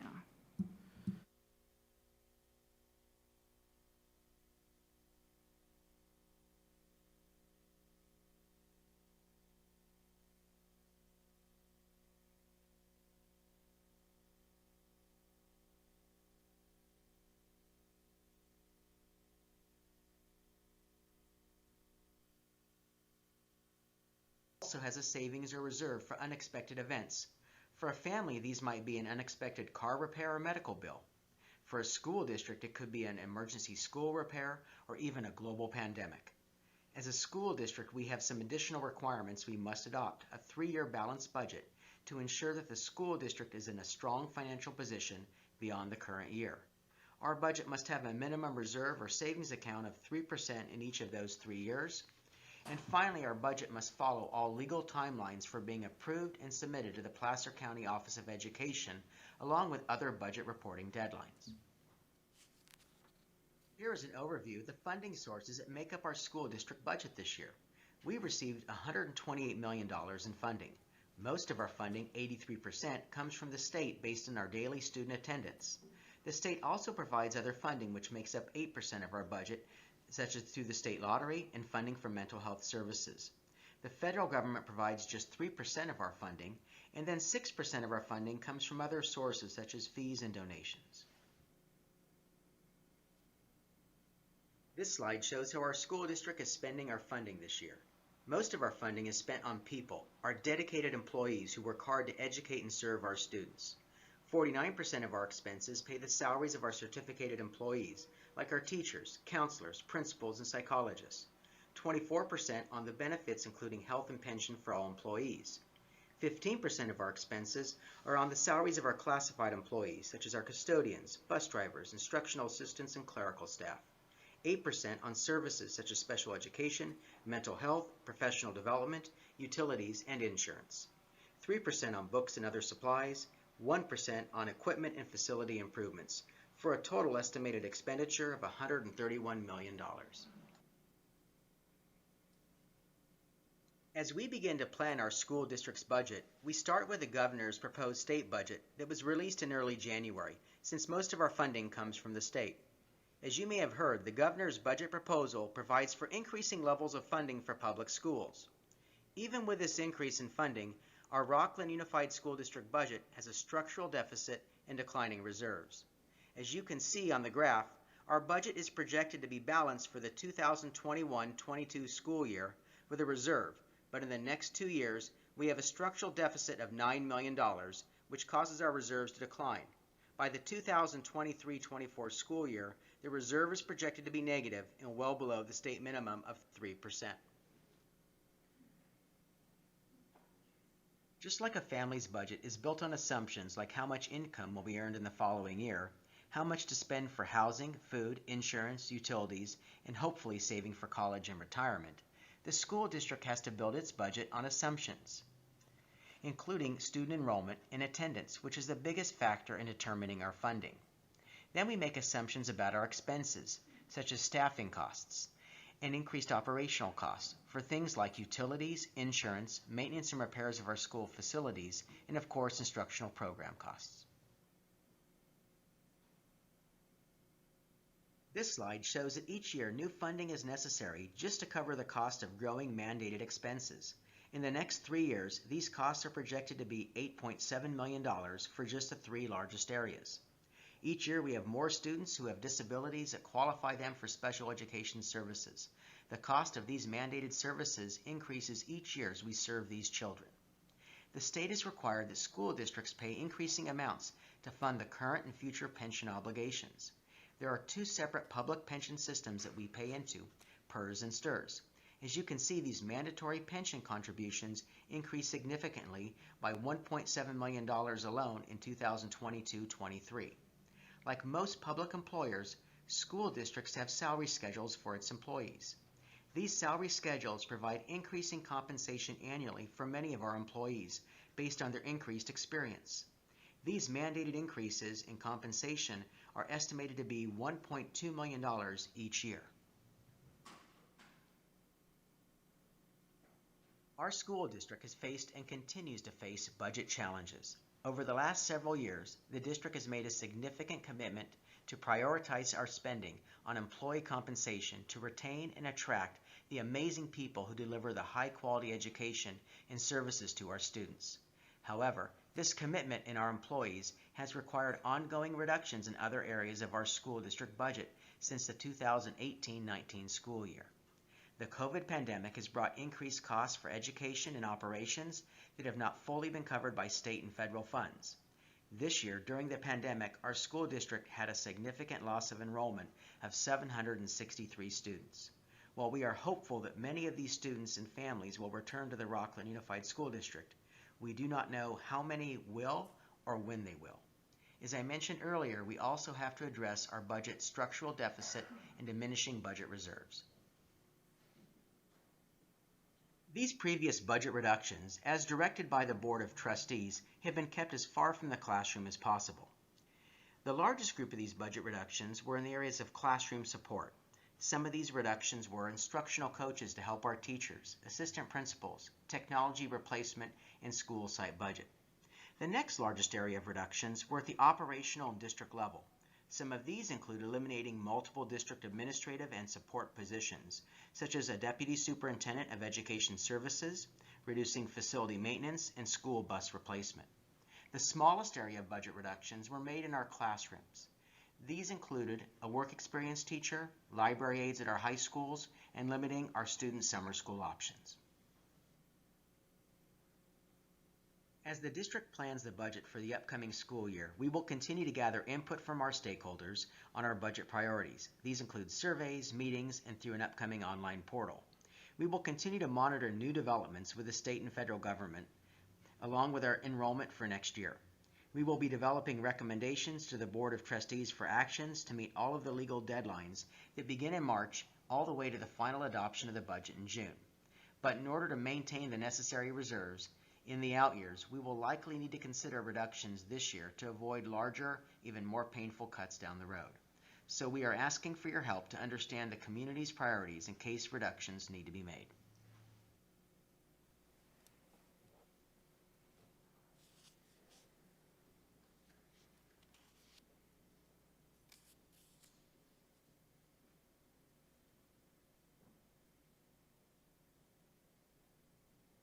So just a reminder that the budget development and public reporting actions by the board follow the specific cycle. and is required by law. As you can see in the arrow in the month of January, we have reviewed the governor's budget proposal to the legislature and the impacts on the district. Our next formal financial report will be second interim for financial activity through January 31st, and that will be presented in March. These are the minimum reporting requirements, and with the financial issues that the district is facing, the board held a budget workshop last Wednesday, and we'll be having this discussion tonight and then meeting on March 3rd to take action.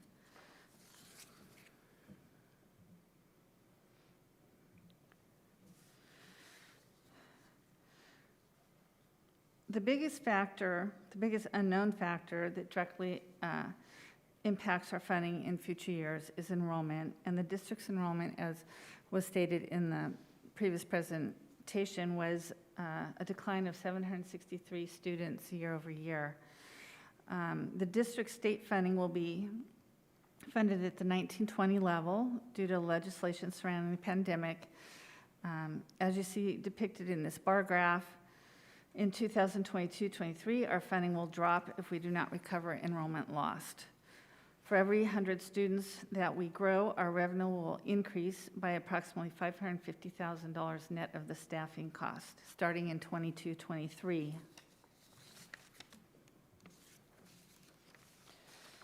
Many assumptions go into building a 3-year budget projection.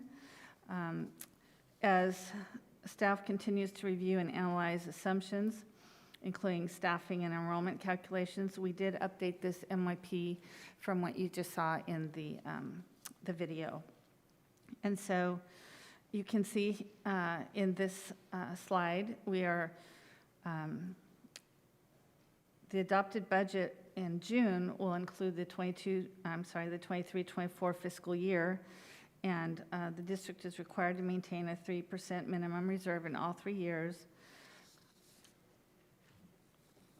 And so a summary of the structural deficit and declining reserves is presented here. As you can see, we're projecting a budget shortfall of $8.3 million in 22-23 and $8.5 million in 23-24. Again, we start with the governor's proposed state budget. It does provide more funding for schools, but even with the additional funding proposed, our district continues to have a structural deficit and declining reserves. So as you can see in the graph with the 21-22, we're not projecting a structural deficit, but in the next 2 years we are, and our reserves continue to decline down to 0.48% based on current assumptions, which is below the minimum of 3%. That's positive half.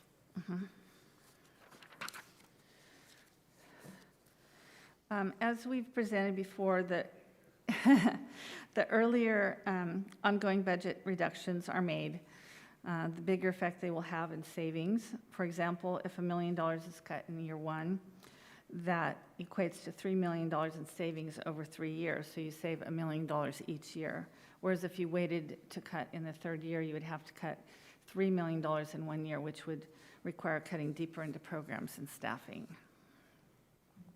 This pie chart just shows again the efforts made by via the direction of the Board of Trustees to really keep the previous reductions that began in 2018 as far from the classroom as possible, acknowledging that the classroom support area has been significantly hit, and we do know that that's important to our classrooms.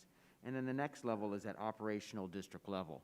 And these dollar amounts are the cumulative total, because the focus has been to make recommendations of ongoing budget reductions as much as possible, so that while the reduction in a single year, but when you add those totals up, they have that cumulative impact that Barbara just mentioned. And in each of these areas, as we shared in the video, classrooms, this was really the work experience teacher, library aides, summer school options, those classroom supports.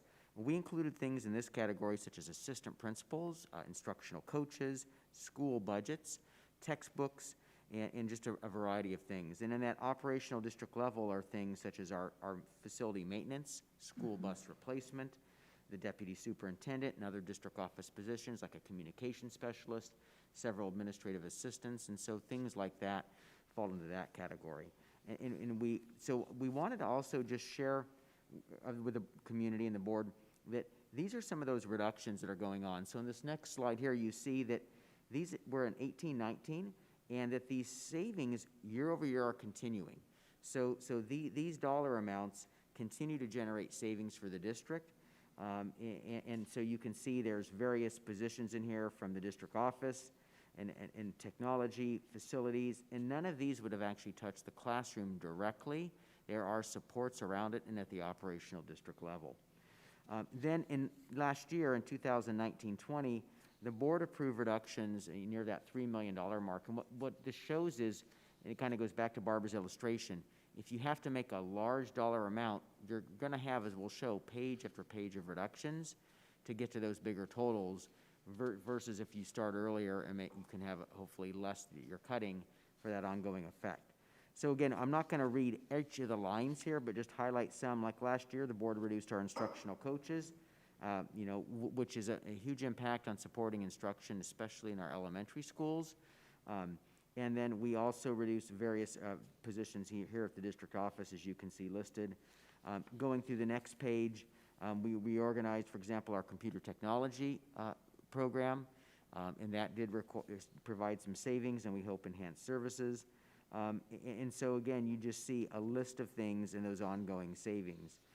Going to the next page here, you'll see that again, there were some reductions there in some of our VAPA equipment replacement, but not the actual staff teaching in those programs.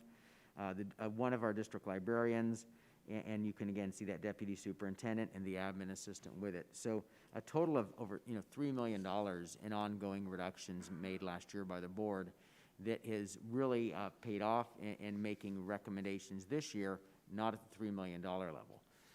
And so if you look at the next page, you'll see the board didn't just also look at ongoing, but the board also authorized some that are delays or deferrals that generate some one-time savings. An example of this is delaying the opening of Quarry Trail Elementary School by a year, which generated a $580,000 savings. And then also moving off some textbook adoptions and some other areas. So those are savings, but they're not ongoing dollars. And so, again, you can see that the total amount generated by those.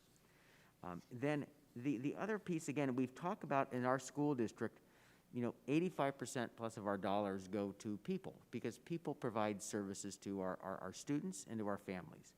And so if you look at the history of our budget reductions, and full-time equivalent is really a fancy way in education of saying positions. So, we want to work to get rid of those acronyms, and one snuck in here. But through 2018-19, through the budget reductions approved last year, we had 10.9 positions or full-time equivalent positions at the district office operational level. In our classroom support level, 15.8 full-time equivalent positions. And then in our classroom directly, we had that work experience teacher half-time there. So 1.84. Really, again, in keeping with the board's wishes to keep this as far as we can from the classroom. Then we also have had some questions on our budget portal, and that was opened up Friday. We sent that link out to our high school and middle school to our high school students, all of our families, all of our staff. And we've had hundreds of comments come in on it. And this is a portal that anyone can comment. It'll be open all the way through the budget adoption process in June. Our trustees have access to the link, and they can see these comments. They come in unfiltered. They come in real time. But one of the questions is, we've had come up is, well, what about cutting from the top? What about coming from administrators? And what we wanted to just share is, appropriately so, we have looked to make reductions at the district office and administration. And right now, with the most recent statewide data available, RUSD ranks 20 out of 21 of local school districts in total amount spent on an administrator's salary and benefits. So we have made those reductions, and it shows that our spending is less in this area than most of the surrounding districts, all but one at this time. So we just wanted to demonstrate that, the effect of that. And frankly, when you're in those numbers, finding reductions in those areas is harder and harder to find because of the previous reductions that are still ongoing. Now, we had phenomenal input. And again, we did this in multiple ways, multiple venues, because we know we wanted to give different ways for our stakeholders to access in the input. And what we really wanted to understand is, what are your budget priorities? What are those things that you want us to preserve as we look at making recommendations? And so we started out with a survey for our families and our staff in early January when we returned from winter break.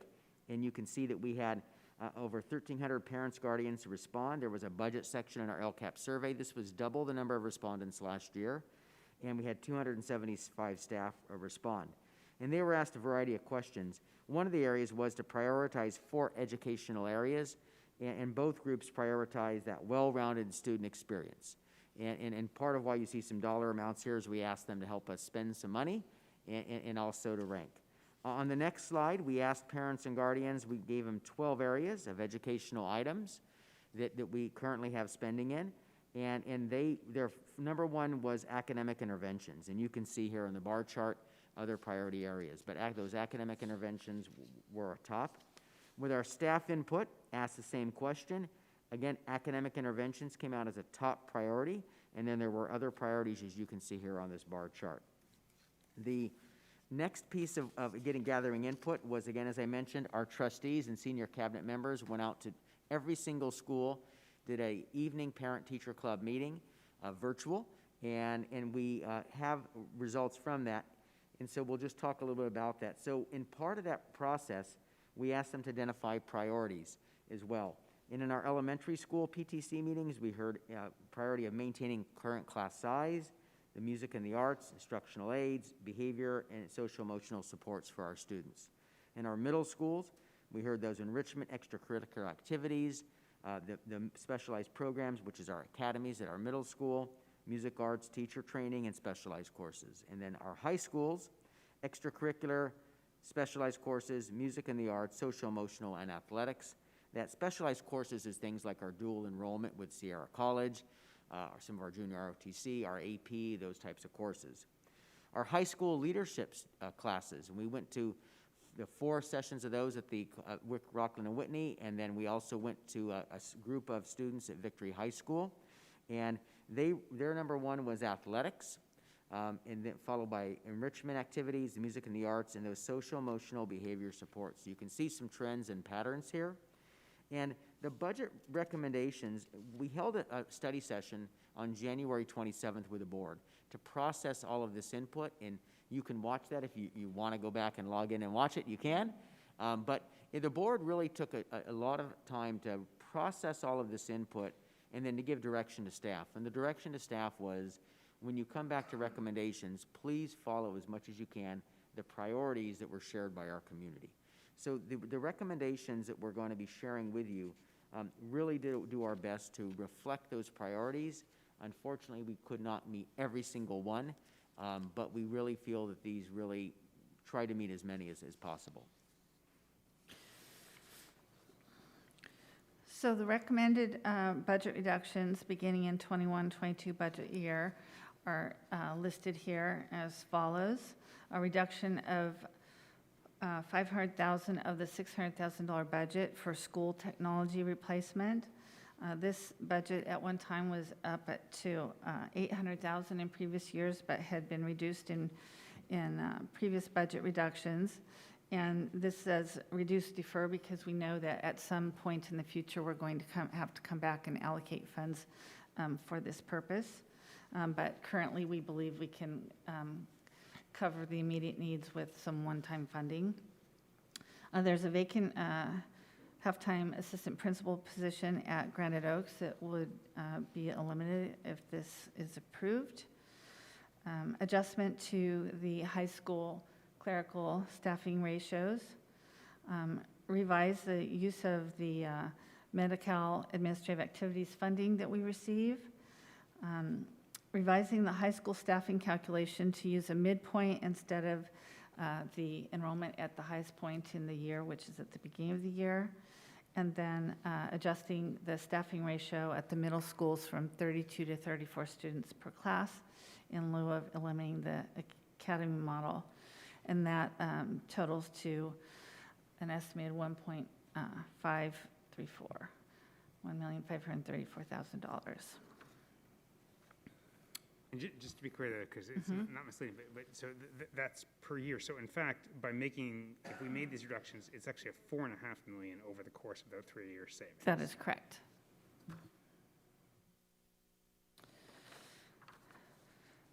So again, the next 2 slides show items that were considered, but we believe this reflects the priorities that Superintendent Stock just presented from the variety of inputs that were received.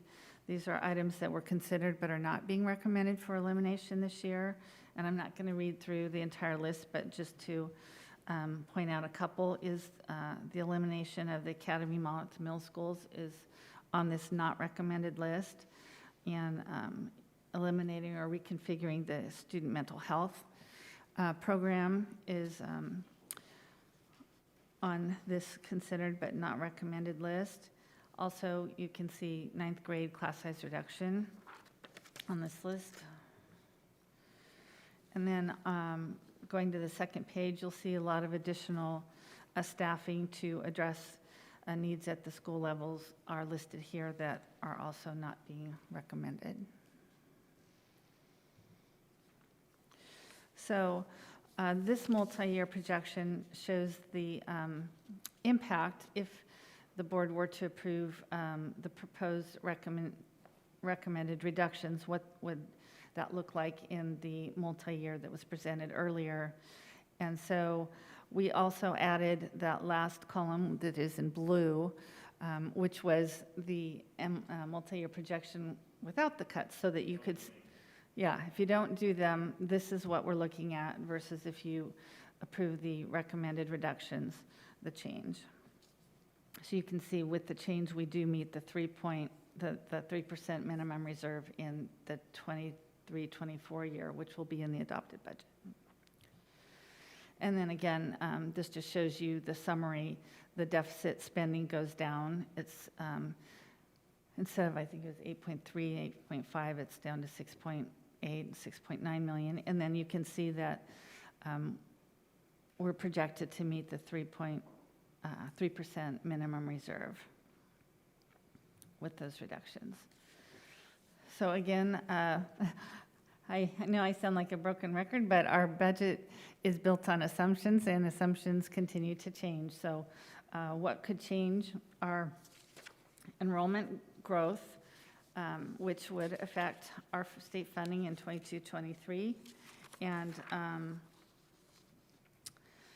And again, as we're reiterating, enrollment growth is very volatile with the pandemic. We just don't know if and when the students are going to come back. And then the cost of living adjustments, you know, what will that look like? The statutory will be finalized in April, and we'll see that in the governor's May revise. And the projections for the out years will be updated as well. And as is typical, the state adopted budget may look very different from the governor's budget, so we don't know what additional funding will be in the final budget for Rocklin Unified. I just want to also acknowledge. You want me to go back? No, I just wanted to, I'm sorry, when you finished, I just wanted to add one piece, so I interrupted you, I apologize. That's okay. So we also are hopeful to receive additional federal funding, one-time funding, and then we don't know all of the impacts of the pandemic as they play out on our budget, and then other assumptions such as our property liability insurance. If you recall, it was a significant increase last year, and we're being told preliminary numbers may be significant again, so that could change, as well as our actual special education costs and such things. We expect to hear this week, although this week is running out quickly, what our actual, they call it federal ESSER 2 round 2 funding will be one-time money, but we have already identified most of the expenditures that we'll be charging to that related to the pandemic. Did you want to say something, Roger? I just wanted to, again, update, you may have been hearing from the governor's office that they're working with the legislature to finalize their reopening plans, and we still don't have details on that. It's one-time funding, and so that's something that we're looking to see what that really means. And the other pieces I should have acknowledged when I complimented Barbara was also that her staff, and we have our Director of Fiscal Services, Beth Parrish, with us, who's also a Rocklin High parent, that did a tremendous amount of work on this report, and I just want to acknowledge her work as well. And then, so next steps, continue to receive input throughout the budget process. That includes the portal that is accessible on our website. On March 3rd, we'll be bringing back a request for the board's approval of budget reductions and layoffs that would be then included in the second interim report that would be brought to the board on March 17th. And then staff will revise budget projections based on the governor's May revise, and then adoption of the budget and the local control accountability plan in June.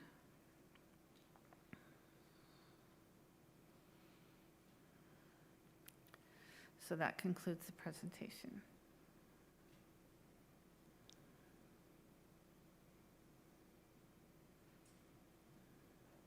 Barbara, can you clarify what happens to all these cuts if the budget comes in much higher than expected? Meaning that additional state and federal revenue comes in that are not in our current assumptions? Right, and also if enrollment is up, if all good things happen and there's a pot of gold at the end of the rainbow, what happens to the proposed cuts? The board could decide to rescind some of the budget reductions, some or all of them, as we go through the budget development process. Okay, thank you. I can go. I just have a couple comments and then one question. First of all, I appreciate your work on this, and especially listening to us as a board and our desire to be fiscally responsible and to be within the guidelines that the state has asked us to be. That's very important to us. I also appreciate the district work to have this portal available. There's 242 comments, which says a lot about our community, and I love reading through it, and I appreciate that people are willing to engage with us and share what's important to them. That's, definitely what we spend a lot of time doing on purpose, is because we really do care. My question was, I understand we spent a lot of time on this. Can you just use regular words for our community to understand what it means for the revised high school staffing ratio to average yearly enrollment? Because 323,000 is a big chunk of change. Sure. So when we do our enrollment projection and then we base our staffing on that, historically what we've done is set an enrollment projection for each school, and then we did our calculation, 34 students to 1, made the calculations, and that was what we set our staffing level at. But if you look at enrollment at high schools, that is usually the high mark, and it goes from the beginning of school down to month 8, which is where we're funded at in our state funding. And so what we did was we looked at a 3-year period of where were we at the beginning of the school year and where were we at month 8. And then we looked at the decline, and so we did a 3-year average, not including this year, looking back, excluding this year, but looking back 3 years and did a 3-year average of what was that decline, and then applied that. So we're basically staffing at the midpoint of enrollment instead of at the high point. Great, thank you. If that's helpful. Yes, thank you.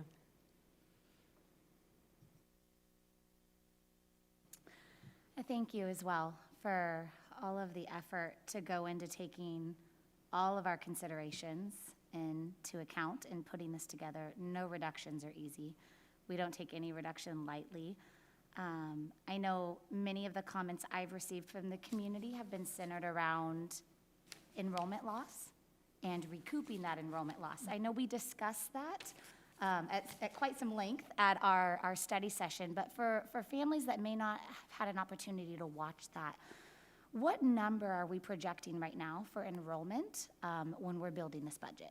We're projecting 235 more students this coming year than what we have this year. Okay, so it's important that we work hard to get those students back. So that's really already we need to recoup back 235. If we gain more, great. If we don't, though, then these reductions won't meet what we need to meet our Federal Reserve. Is that correct?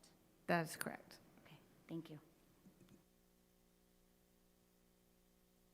So I want to add my thanks for the hard work that went into this. I could say wanted to say P2 and you did a good job of not saying. I could see you. I saw you trying to say, what am I? Which was well done. And I do think what I particularly appreciate about this presentation is the look over the course of several years and the way the budget has been managed through difficult times and trying to show, I mean, it's cliche, but it's just absolutely accurate. If you want to look at someone, what they stand for, you look at their budget.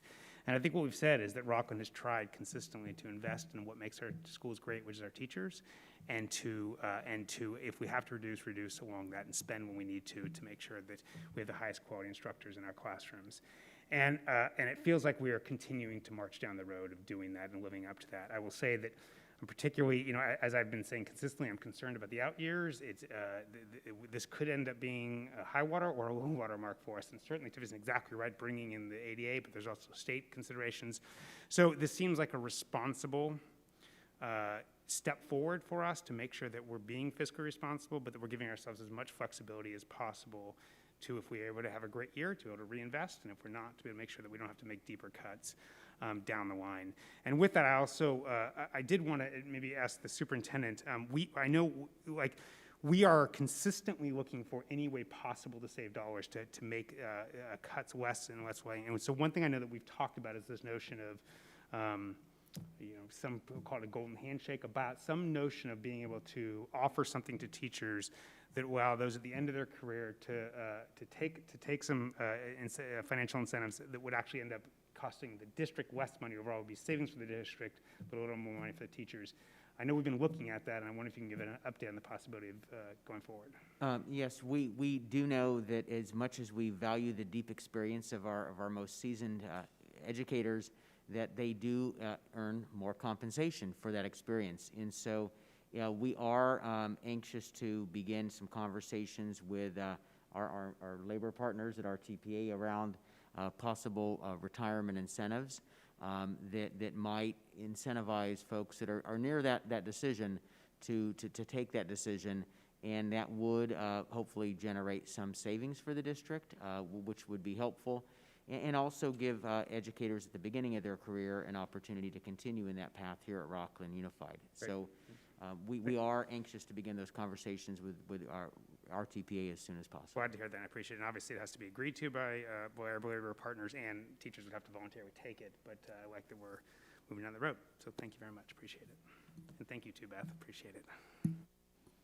Yes, thank you. I don't think people understand the data, the models, the inputs, and I know, looking at our staff, the constant questions that come up of, oh, what if we did this, and what if we did that, and how does it look, and how does that work? So thank you to you and your staff for compiling all this. I would say to the folks that we surveyed and had conversations with, from the PTCs, from the students, et cetera, that list that's on page 22 and continues to go, those are those things that, from the layperson, hey, you can just drop that. And I mean, it's something as simple. I know, and Travis brought up earlier, the academy model. Well, man, that's almost $900,000. We could save a lot of money, but realizing how important that is to the community and the people, and how they all go. And I would say everyone's opinion is included, and everyone's opinion is added and taken. And there's some things that, oh my gosh, I would just drop that. And there's some people that said that's the last thing I would drop. So if you ever want to get into budget and finance, and you want to practice making hard decisions, it's a great opportunity to sit down and ask yourself what you would be willing to cut if you had to, because I know we are all anticipating additional money from the government. I'm hoping that we have an increased enrollment and we don't have to have through those things, but we realize that they are factors in a model, and if some things happen and some things don't, it balances out, and the state requirement is at least a minimum of a 3%. So I know, and I'm sure Trustee Miller can tell you, there are districts across the state that have a lot more than that, but I think, we just want to keep to that point, and again, it's much to save and have as much as you can, but the state requires to at least have that 3% in the third year, so. Thank you very much. You're welcome. See, went through that. Are there any verbal comments? Chief Dosanjh? President Counter, there are no public comments at this time. I didn't see any written public comments, so that's good. And then, so we'll go through, I guess, you'll be the public comment from here? So we'll give you the 3-minute timer.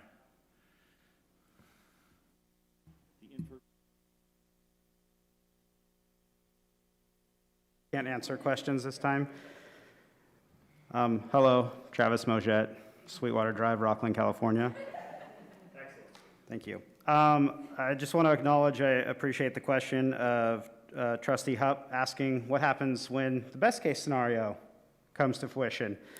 Comment information I just want to share is that I can share this on the screen sometime, but not probably right now, is budget analysis for the last 12 years. We've been double digits in reserve even after the big recession year. We've actually added money to our reserve every time we've seen this gloom and doom. We're going to be in under the 3% threshold every single time for 2/3 of the years in the last 12 years. So I guess not every single 2/3 of I don't know what that percentage is, but 66% or something like that. So just want to point that out. Well, I get there's a lot of factors and there's a lot of what ifs, and it is a model, and I appreciate that acknowledgement, but we haven't been, in my time in Rocklin, we've never even seen single-digit reserve, let alone close to that 3% mark.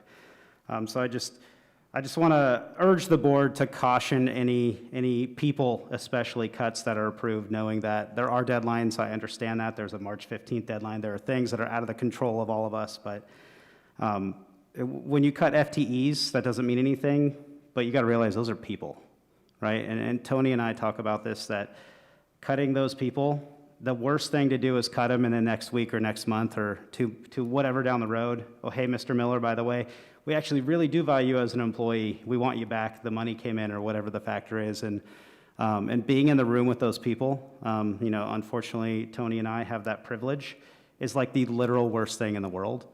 And understand that in Rocklin Unified, the people that we're having those conversations with are the same people that had it last year or the year before, right? And it's people that are, like Superintendent Stock is saying, that are invested and want to be here long-term, and our thank you is, here's a pink slip, hopefully we'll resend this in the next few weeks or months. So I appreciate and strongly encourage a retirement incentive, and Trustee Miller, I appreciate you bringing that to the table. Or to the conversation. That's been a huge desire and need for a long time. We have a lot of excellent veteran teachers, and many of them, as much as we love and adore them, are ready to move on, and they're just, an incentive would allow them that opportunity. Officially, the RTPA or Travis, the public commenter, has been eagerly awaiting that as well. So let's not wait till March 6th or right till we hit that March 15th deadline. If we could get that rolling sooner than later, maybe we can rescind some of those before we ever have to officially offer them. Just an idea, a thought. Again, I know it's not as black and white and as simple as tomorrow, here you go, but we have some time. We got about a month, and we could maybe spare ourselves the headache and save some of those people the heartache in the process. So that's all.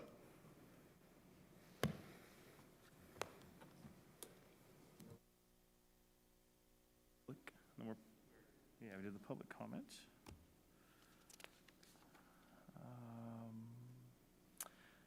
Trustees, do we have any items to be placed on the pending agenda? All right, seeing none. The board will now adjourn to closed session regarding the items listed on the agenda. And that is a wrap for tonight. No, that's after. We have to come back to the close. Here we go. For Rick, a temporary. All right. Thank you, folks.